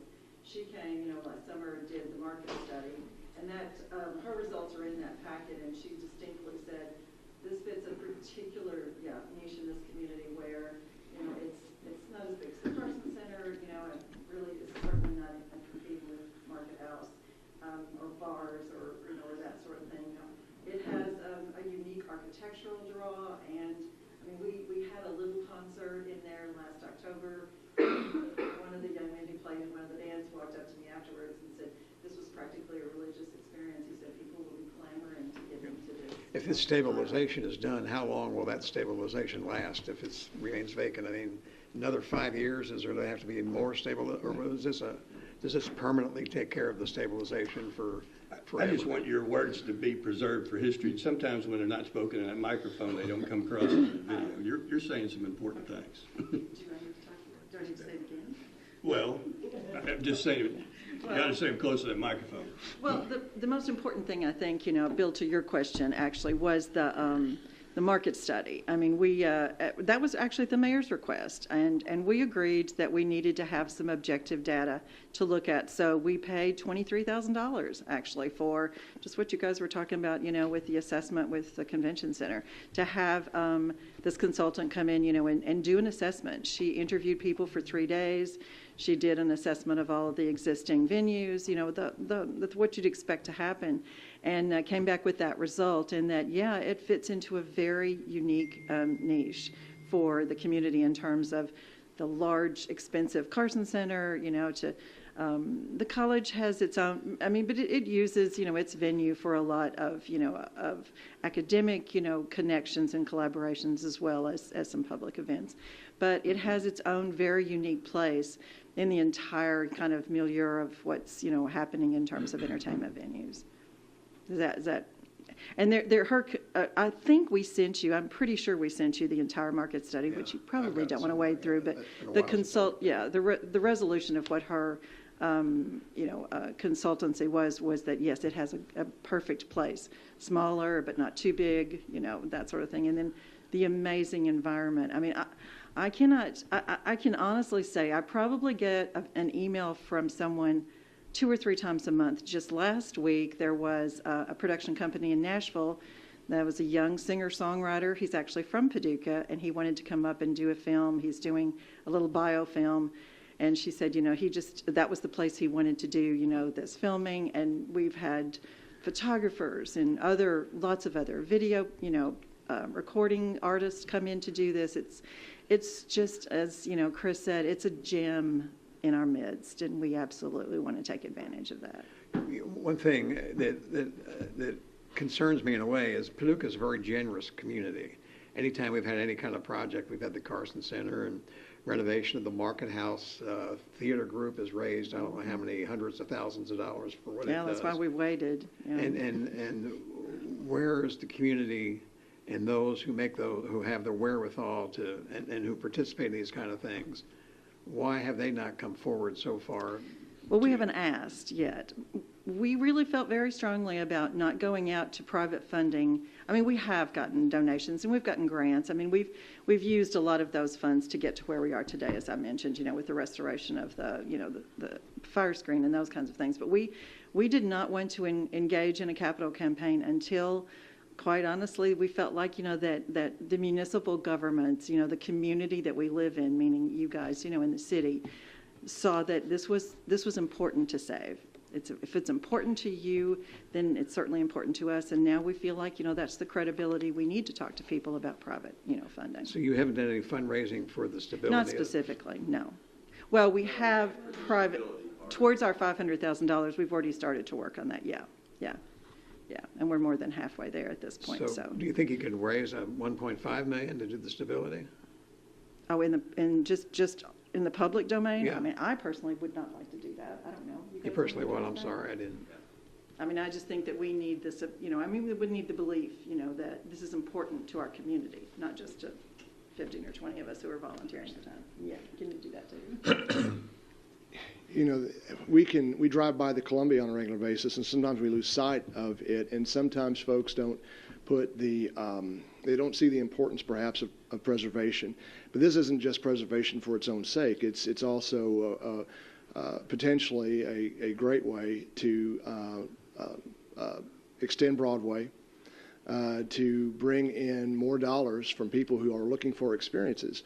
So I think that to have the city and the county, for us to stand on the shoulders of the city and the county, is going to be critical to then go to the private sector and seek their help and their assistance. First, my first movie I saw there was Jaws, and specifically the scene where the head came out the bottom of the boat, and my friend and I, Freddie Matcham, popcorn went up. It was quite embarrassing actually, because we fancied ourselves, young men, right? But I think the questions that Commissioner Bartleman was asking was all appropriate.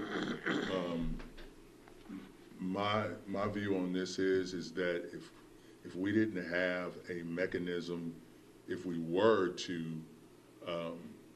give money to this worthwhile cause, then I would be a lot more reserved. The 2% room tax allows for this type of conversation, and Paducah, McCracken County, I look at it as a house. It's a big house. It's got a lot of rooms. Some of the rooms are leaking. That's leaking money. So we got to find out where that is. And so, as long as we have a revenue stream that is not going to take care of everything, and you guys said you kind of waited for a minute, and I'm saying this just the type of person I am. It's tough sometimes when you wait, and I know you guys made that decision based on the information you had at the time, but we have a revenue stream that we could use. Specific, and it's not going against anything else. It says that in the document that we could use it for that.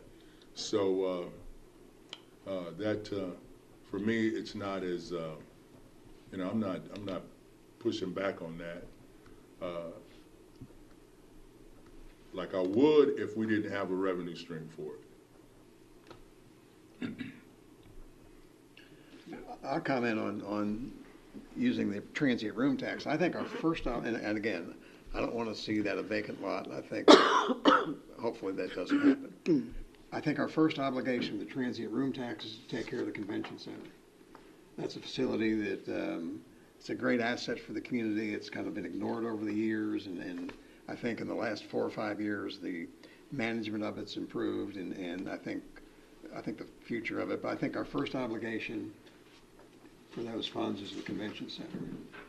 And I don't want us to put something off at the convention center to use the $500,000 for that we won't have a stream of money for in the future to do at the convention center. I think it's important that we do just about everything that's on the list to make it modern and to do everything we can to make it efficient and to save maintenance costs and all. So, I mean, I've got to be convinced that we should use the transient room tax for anything other than the convention center. If we do all this stuff at the convention center and have $500,000 left over, I'd be fine with doing that. But I think we need to do these things in the convention center. That's our obligation. That's what the money's for, number one. And we'll invest, if we invest $500,000 in the transient room tax, the transient room tax will not gain anything from spending that $500,000 because it won't bring people in to go stay in hotels and motels to pay more tax. At some point, if that facility becomes successful and it brings people into the community, that will help raise money for the transient room tax. We'll maybe spend $500,000 and it will not add any revenue to the transient room tax. If we improve the convention center, that maintains and probably will increase the usage of that because it's going to be a better facility. It's going to be more stabilized, and I would not. I've got to be convinced that we could use the transient room tax for that at the expense of the convention center. Well, does it have to be? I mean, does it have to be all or nothing? In what area? Columbia. I think we need to do whatever needs to be done at the convention center first. And if there's money left over, when we do those things, because some of those things are going to have expenses later on anyway at the convention center. I've thought about this a lot. I was a judge for 23 years, and judges think about things a lot over a long period of time. And then, I think if we step back and I'd love the Columbia Theater, and I'd love to be able to see it restored, and hope that it can be. But as the overseer of the county tax money, we have to be responsible to be able to tell the taxpayers, because that's how we get our money. We take money from people. I have people all the time say, "Hey, did y'all use tax money to do this project or that?" That's all we got.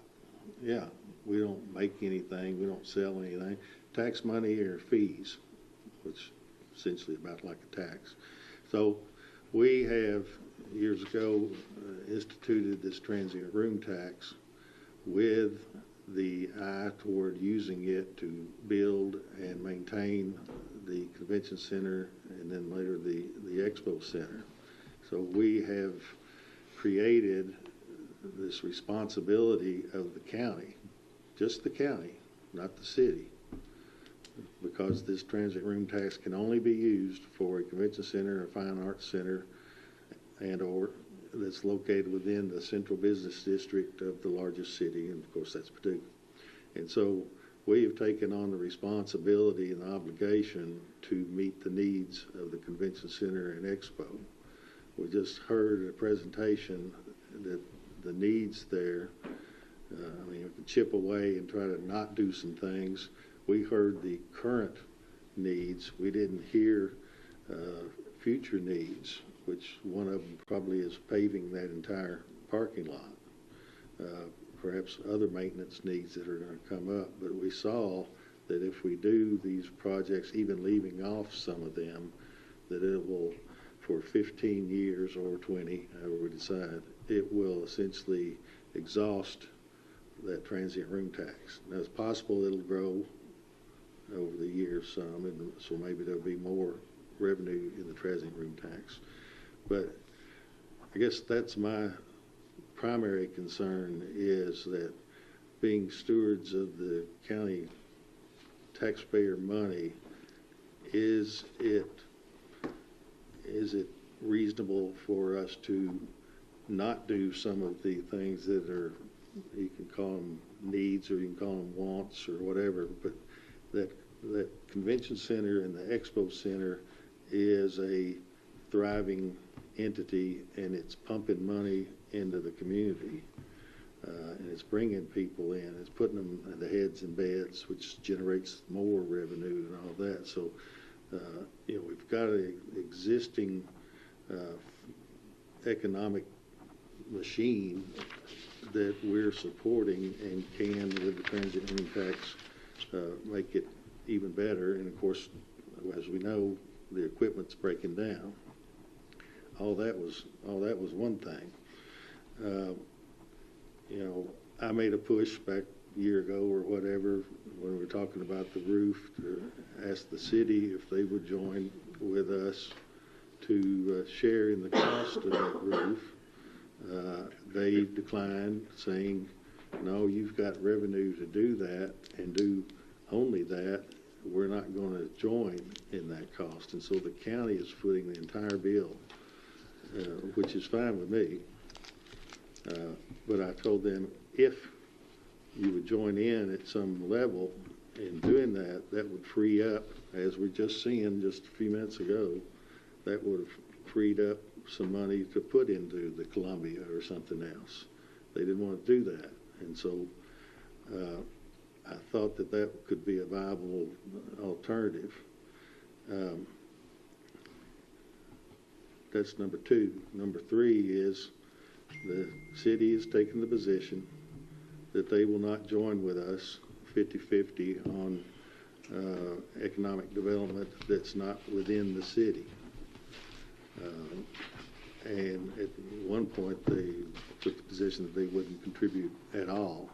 Finally, with talking with the mayor and others, they came around to saying, if you can prove to us the benefit that a project out in the county will inure to the city, we'll join in that percentage. And so they have done that at a much smaller pace. Here, we can talk about, and I think there is a general community and even a regional benefit to the Columbia, but the primary beneficiary of the Columbia, in my mind, is to the city, as it sits right on Broadway, 400 block. It is right in the downtown part of the city, and they won't contribute to our projects, but we're being asked to contribute to what I think is a big benefit to the city. And if, say, heaven forbid, or if things all, I think you have to always think, what's the downside? What's the worst can happen? We've talked about what's the best that can happen. What's the worst that can happen is the money's not raised to renovate that facility. And right now we're only talking about $1.5 million to just stabilize it. We're talking about another, as I understand it, I think $5 million. I've been around long enough to know it would seem to me that perhaps it'd be more than $5, but let's just say $5 million more. If there's difficulty, and I understand you've not done your fundraising campaign, but what is I think there ought to be a reasonable expectation, I guess, as a benchmark, that if we put in $500,000 into stabilizing that, then the rest of the money will come, and it will come from somebody other than us. I think that's a logical and a reasonable way to look at it. Is there a reasonable expectation that if we put $500,000 in the Columbia restoration and you get the other, I think probably you get the other 500,000 from private investors or whatever, I think. But will you get the additional, say, $5 million to renovate it completely? That's, what was that, number 3, I guess. There's also, well, on the downside, talking negatives for a minute, because I just think you have to realistically look at that. What if you don't get the money to renovate it, and at some point it's going to be condemned? It's going to probably be torn down. Who's going to bear that cost? Almost certainly, Kyler's not going to want it back. You've got a condition that they use it for a fine arts center. If it just falls in, you're not using it for a fine arts center. But is he going to want a dilapidated building that's going to cost millions of dollars? Your own document says multi-million-dollar cleanup. So we will have spent $500,000 and then tear it down. The city is going to bear that cost, I think, ultimately. And so I think it makes more sense for the city to be more willing to put $500,000 in to try to renovate it, so they don't have to spend $2 or $3 million to clean it up, whatever that costs. I've talked with the mayor about it back and forth. One of the suggestions he had was that maybe this city would put in $500,000, the county will put in $500,000, and the transient room tax would put in $500,000. I'm not making a secret about my feeling that the transient room tax, because we enacted the ordinance and we created the transient room tax, that money goes to our credit. So I told them we wouldn't be interested, at least my viewpoint is, if city puts in 500, county puts in 500, and TRT puts in 500, then the county has put in 500. I mean, put in $1 million, and the city has put in 500. And then I guess the last thing maybe is that all these things are interrelated, and if we're going to go into this thing, it's a burr in my saddle big time that the city continues to annex our revenue producing property in the county. So they're taking our revenue, but at the same time expect that we would put in 500 on what I think is primarily a city benefit project. And so those are the things that I have concerns about. I just, we heard the presentation. I think that we should put the TRT money into the convention center and the expo, that we have right now a ongoing commitment and obligation to cover,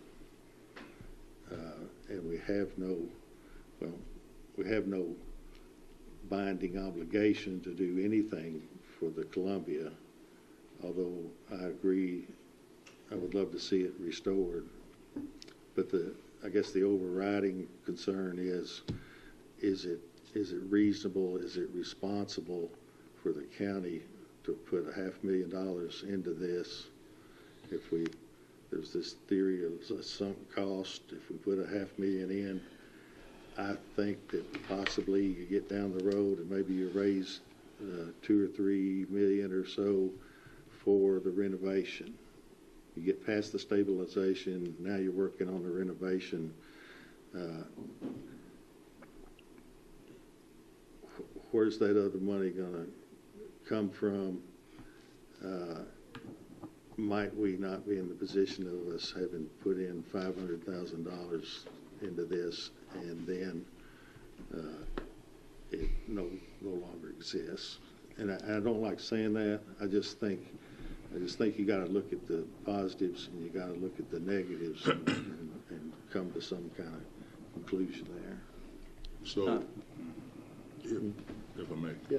So the $500,000 that the city has pledged, that's dependent on a match, correct?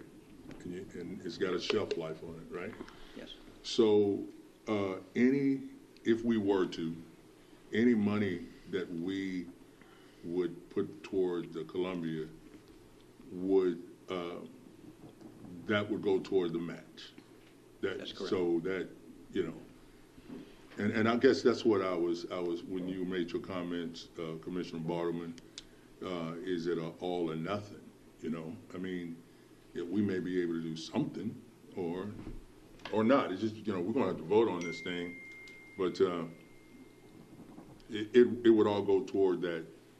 Whatever, if we did anything, it would go toward the match of the 500,000.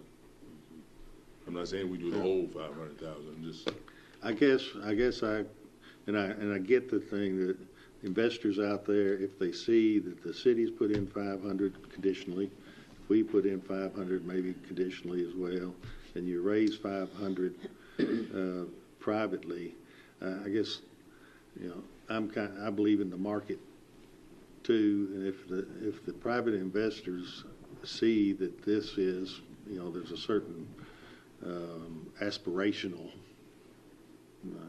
component of the Columbia, historical, unique, and that sort of thing, the investors probably are looking at a return on their investment.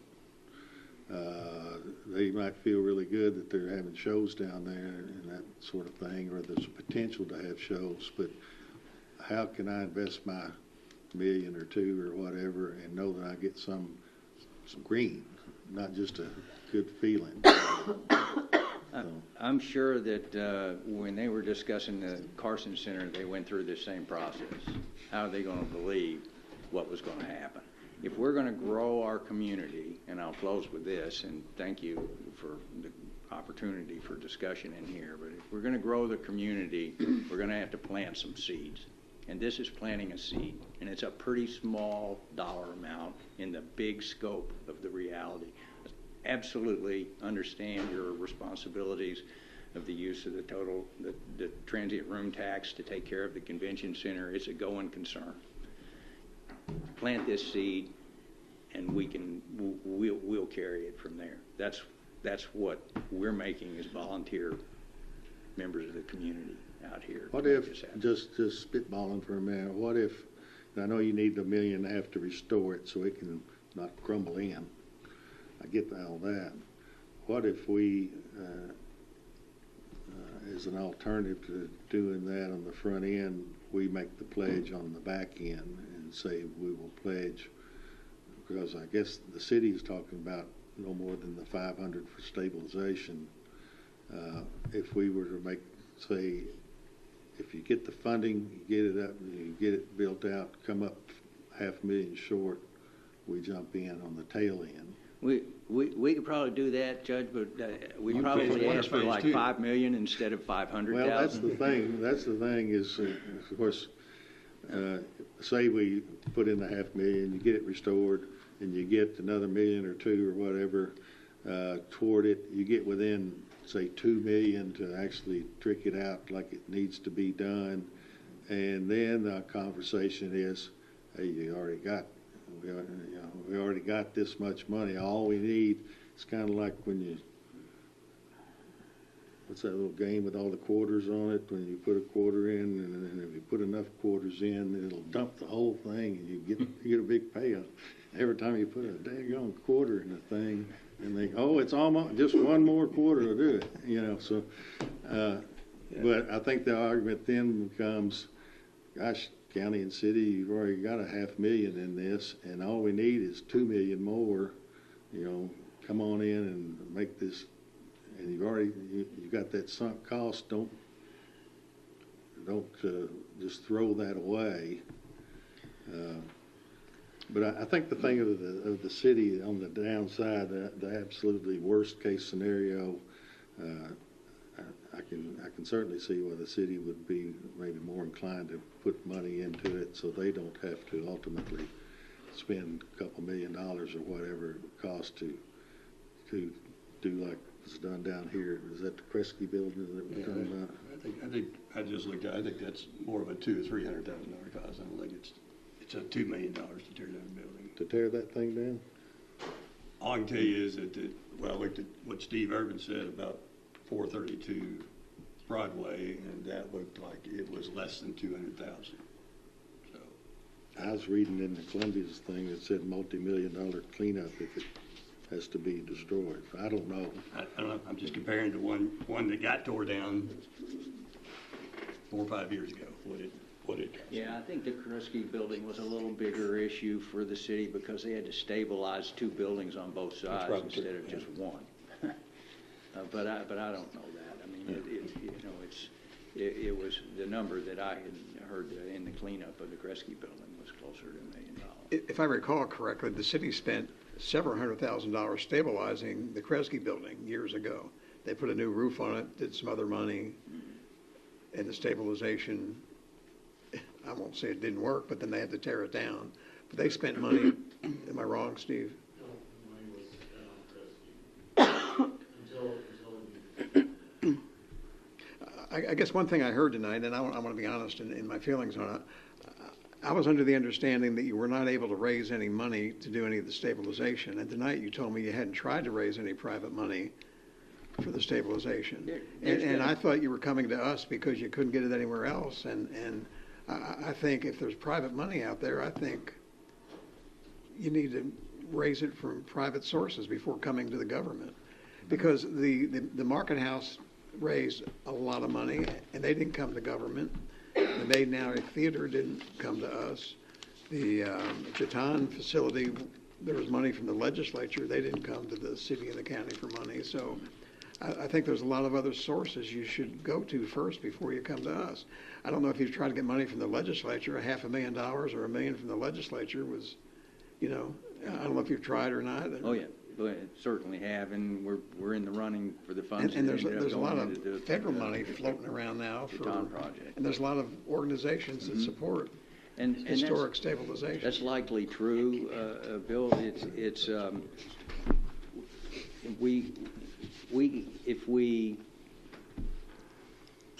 if we have the leverage of support from our municipalities, then we feel like that is the kind of leverage we would use to help springboard our campaign. Now, obviously, if you choose not to be part of the project, we're going to have to go out and raise it ourselves because we believe that this is the right thing to do. And it just means that if you help in the stabilization, then you'll be part of the foundation that we use to actually build the campaign. Otherwise, we're just going to have to go out and get it from the campaign. So it's part of creating some confidence within our community that there is some public support for this particular project. Not to take it away from any place else, but I certainly believe that there's some capacity in the hotel motel room tax, given my experience that I've had with the bonding capacity that we use to actually build the expo and make improvements to the convention center at the same time we were building the Carson Center, and that whole project is going to be completely defeased in the next 2 years, as I understand. So if we, as I suggested a while ago, when I'm just throwing this out for conversation, but if the county was to say, we'll throw in $500,000 once you get the other funding, how would that not be equal to, if we make a pledge, an enforceable pledge that we'll do that, would that not show the investor community that the county is viable partner in this thing for the $500,000 as opposed to putting it in prior to you getting any other funding. I think that's better than nothing, Judge, but at the same time, time is of the essence here. We need these funds today. We don't need them 2 years from now. Let me just respond. I mean, I don't know how I could even, I'm totally in on the preservation, but now you're kind of twisting it with, well, but will you pledge $500,000 to an end product that you have no idea what it would be after it's already been preserved? And you're changing the government, my foundation for why I'm for it. I'm for it because there are certain things that government simply has to do, because if it doesn't do it, it won't get done. We all will take a highway home. If we wait around for the private market, we're going to be driving on dirt roads. I think preservation has, particularly preservation of a town, of a building, of an area that is historic, has risen to the level that, yeah, government should take a role in that, because we have seen through the passage of time that if government doesn't, then it won't get preserved. And I want to make it clear, I'm not suggesting, and I always use Raglan as my sample community for tax dollars. I'm not suggesting to Raglan that I use their property tax dollars to preserve the Columbia. I'm suggesting that we use part of this transient room tax dollars that Richard has commented to preserve this building for future fine arts in our central lower district. A couple things. Chris, I meant to say right down, because you had said earlier to me, extend the investment of Broadway. And I just think that's an excellent point, that we as a community, as a county government, and as a city government will see a dividend. We've seen historic dividends from what has been done from those who came before us, the Bill Black era, as they have invested in Lower Town and Fountain Avenue and our downtown. Well, I bet you we could put a calculator to that, and we would see a benefit to county government, because they took that opportunity to make an investment, and then further investments followed that. And I believe in what you're saying, is that would happen. And I understand, Bill, when you say, well, I need the long-term plan. We don't have the long-term plan. Nobody has a long-term plan. But what's the long-term plan of a vacant lot? What's the income from a vacant lot? What's the heartache, the loss of our community from the vacant lot? And I don't need to be emotional about it, but there is no long-term plan for a vacant lot. And why would we want to invest in that? So let me explain the math that I'm for. I believe we can use this bonding moment, and if we take out, frankly, we just take out the LED lighting upgrades, and we take out the audiovisual needs, and then we take out basically 15% of the million in the contingencies, because the contingencies is 15% of the project. So I'm reducing the 648, Steve, by 15%, and I'm reducing. Well, I'm not sure I did reduce the design, but you could reduce the design cost. And if we did that, then the roofing cost of 1.8, take out the lighting, that will leave us 3.963, which would include the air conditioners and the corridor power.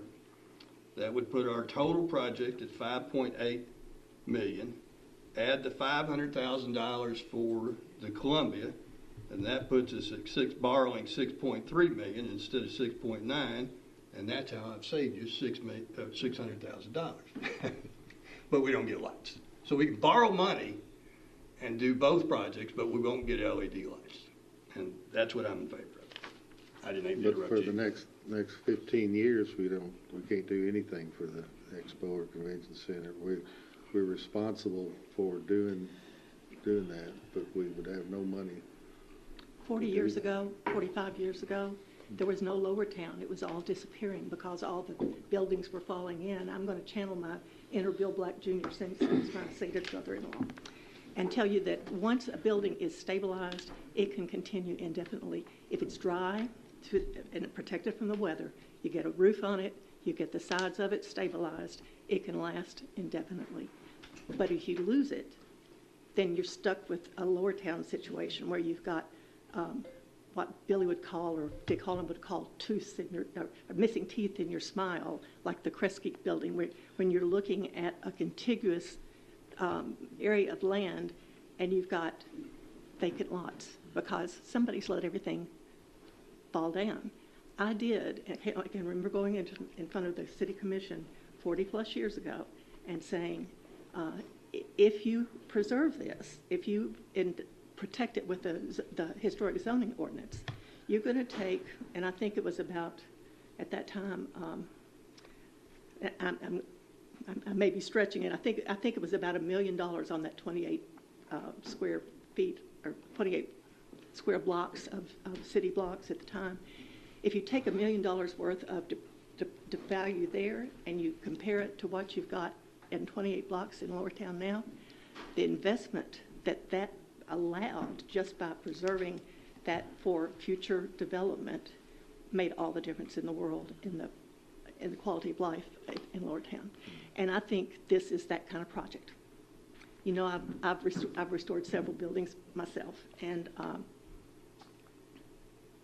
I don't regret a single one of them, even when I haven't made a whole lot of money on them. They've been a labor of love, and I know that everybody lives in Lower Town feels that way. I know this group today feels that way about the Columbia Theater. So that's all I wanted to throw in is additional. You put a little bit in the front, and you hope you get a $7 or $8 million facility down the road. Well, and I'll tell you, you know, if it, and the word hope is used, and I just need more than hope.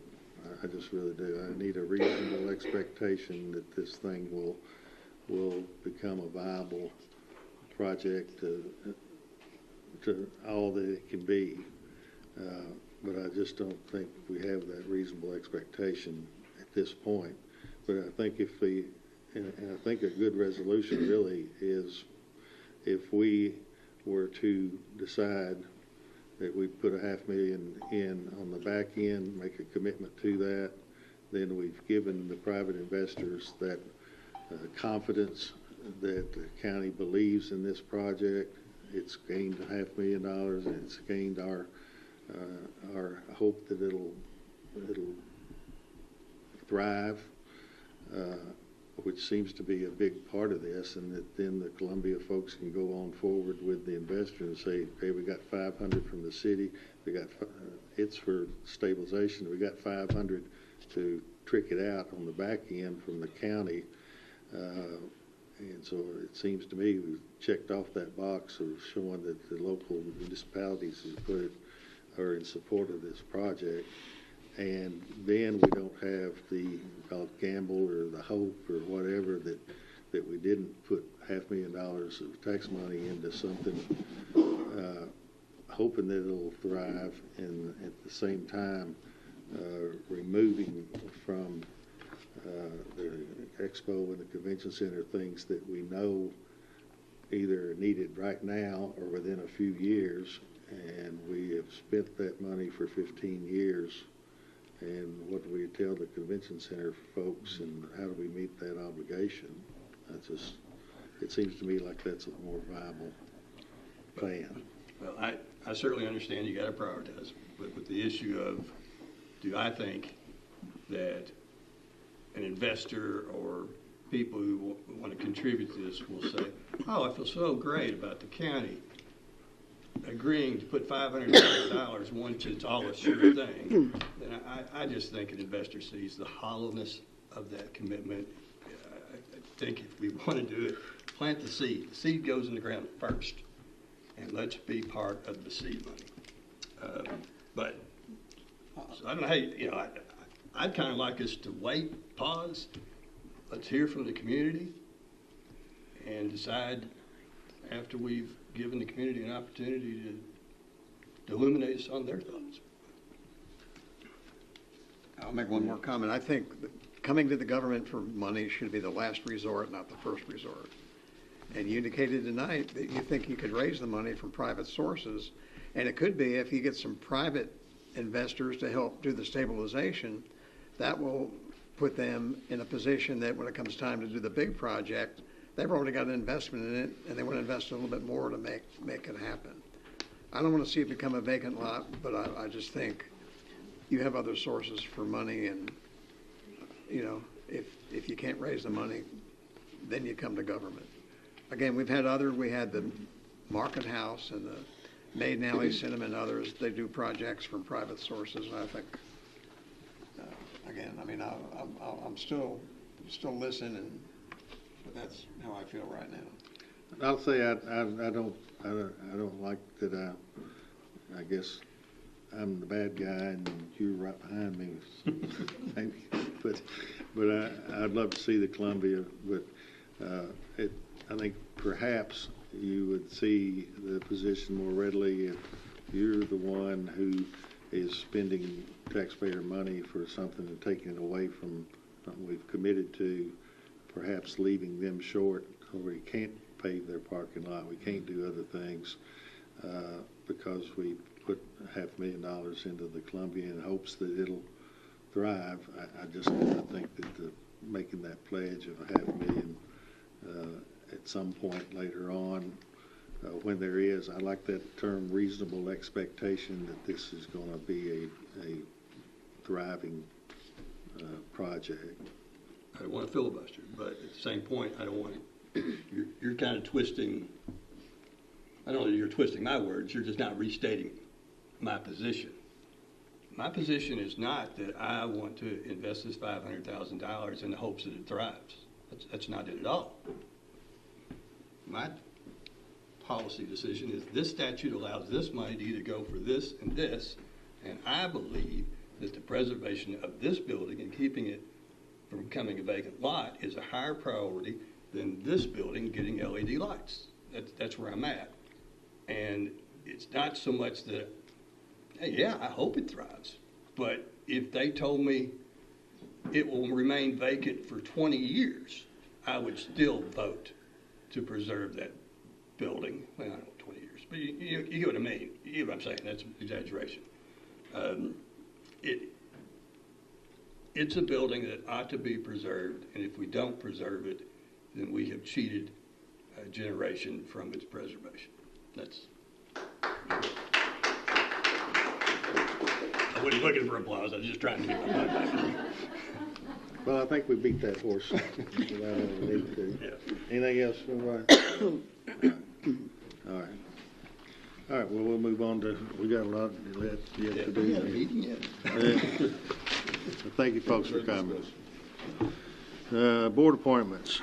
It is ordered to reappoint Sheila Johnston to the Humane Society Board for a term ending January 1st, 2028. So moved. Second. Discussion? All in favor, aye. Aye. Opposed, no. That carries.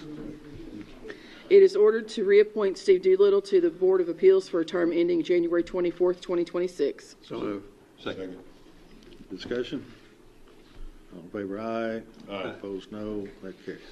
It is ordered to reappoint Steve Irvin to the Board of Appeals for a term ending January 24th, 2026. So moved. Second. Discussion? All in favor, aye. Aye. Opposed, no. That carries. It is ordered to reappoint Mark Fogelsong to the Board of Appeals for a term ending July 31st, 2026. So moved. Second. Discussion? All in favor, aye. Aye. Opposed, no. That carries. It is ordered to reappoint Barry Miller to the Board of Appeals for a term ending July 31st, 2026. So moved. Second. Discussion? All in favor, aye. Opposed, no. That carries. It is ordered to reappoint Kevin McEwen to the Industrial Development Authority Board for a second terms expiring on March 31st, 2028. So moved. Second. Discussion? All in favor, aye. Aye. Opposed, no. That carries. It is ordered to amend the order of June 26, 2023 for the Kentucky Small Business Development Center sponsorship to read as follows. It is ordered to approve a sponsorship of the Kentucky Small Business Development Center in the amount of $5,000. It is further ordered to authorize the treasurer to pay invoices to the Paducah Chamber of Commerce as the funding agent for the same. Motion. Second. discussion? What are we changing in the previous one? What was the change? It has to flow through the chamber. For some technical reason, they pay the It's just small business. how the money gets there. Yeah. Okay, thank you. All in favor, aye. Aye. Opposed, no. That carries. It is ordered that the following vehicle previously used by the McCracken County Carson Park is declared as surplus to be sold at a future auction. Vehicle description, 2011 Ford F-150 4x4, VIN number F1FTNF1EF2BKE00477. Motion. Second. Discussion. All in favor, aye. Aye. Opposed, no. That carries. It is ordered to pay the invoices listed below to Barkley Regional Airport Authority for the new terminal expenses in the amount of $990. This amount is one half of the total invoices of $1,980 and is pursuant to the interlocal cooperation agreement dated August 28, 2021 between City of Paducah, Kentucky, the County of McCracken County, Kentucky, and the Barkley Regional Airport Authority. Invoice MCFC 022124 dated 2/21/2024 for $990. So moved. Second. Discussion. I vote no on this one. Okay. I don't recall now what it, It's something about we got the invoice. Here's the invoice. New parking lot, battery backups for power outages to open and close gate arms. That's what it's for. I'm not sure what that has to do with the construction of the terminal, but when you vote, I vote no.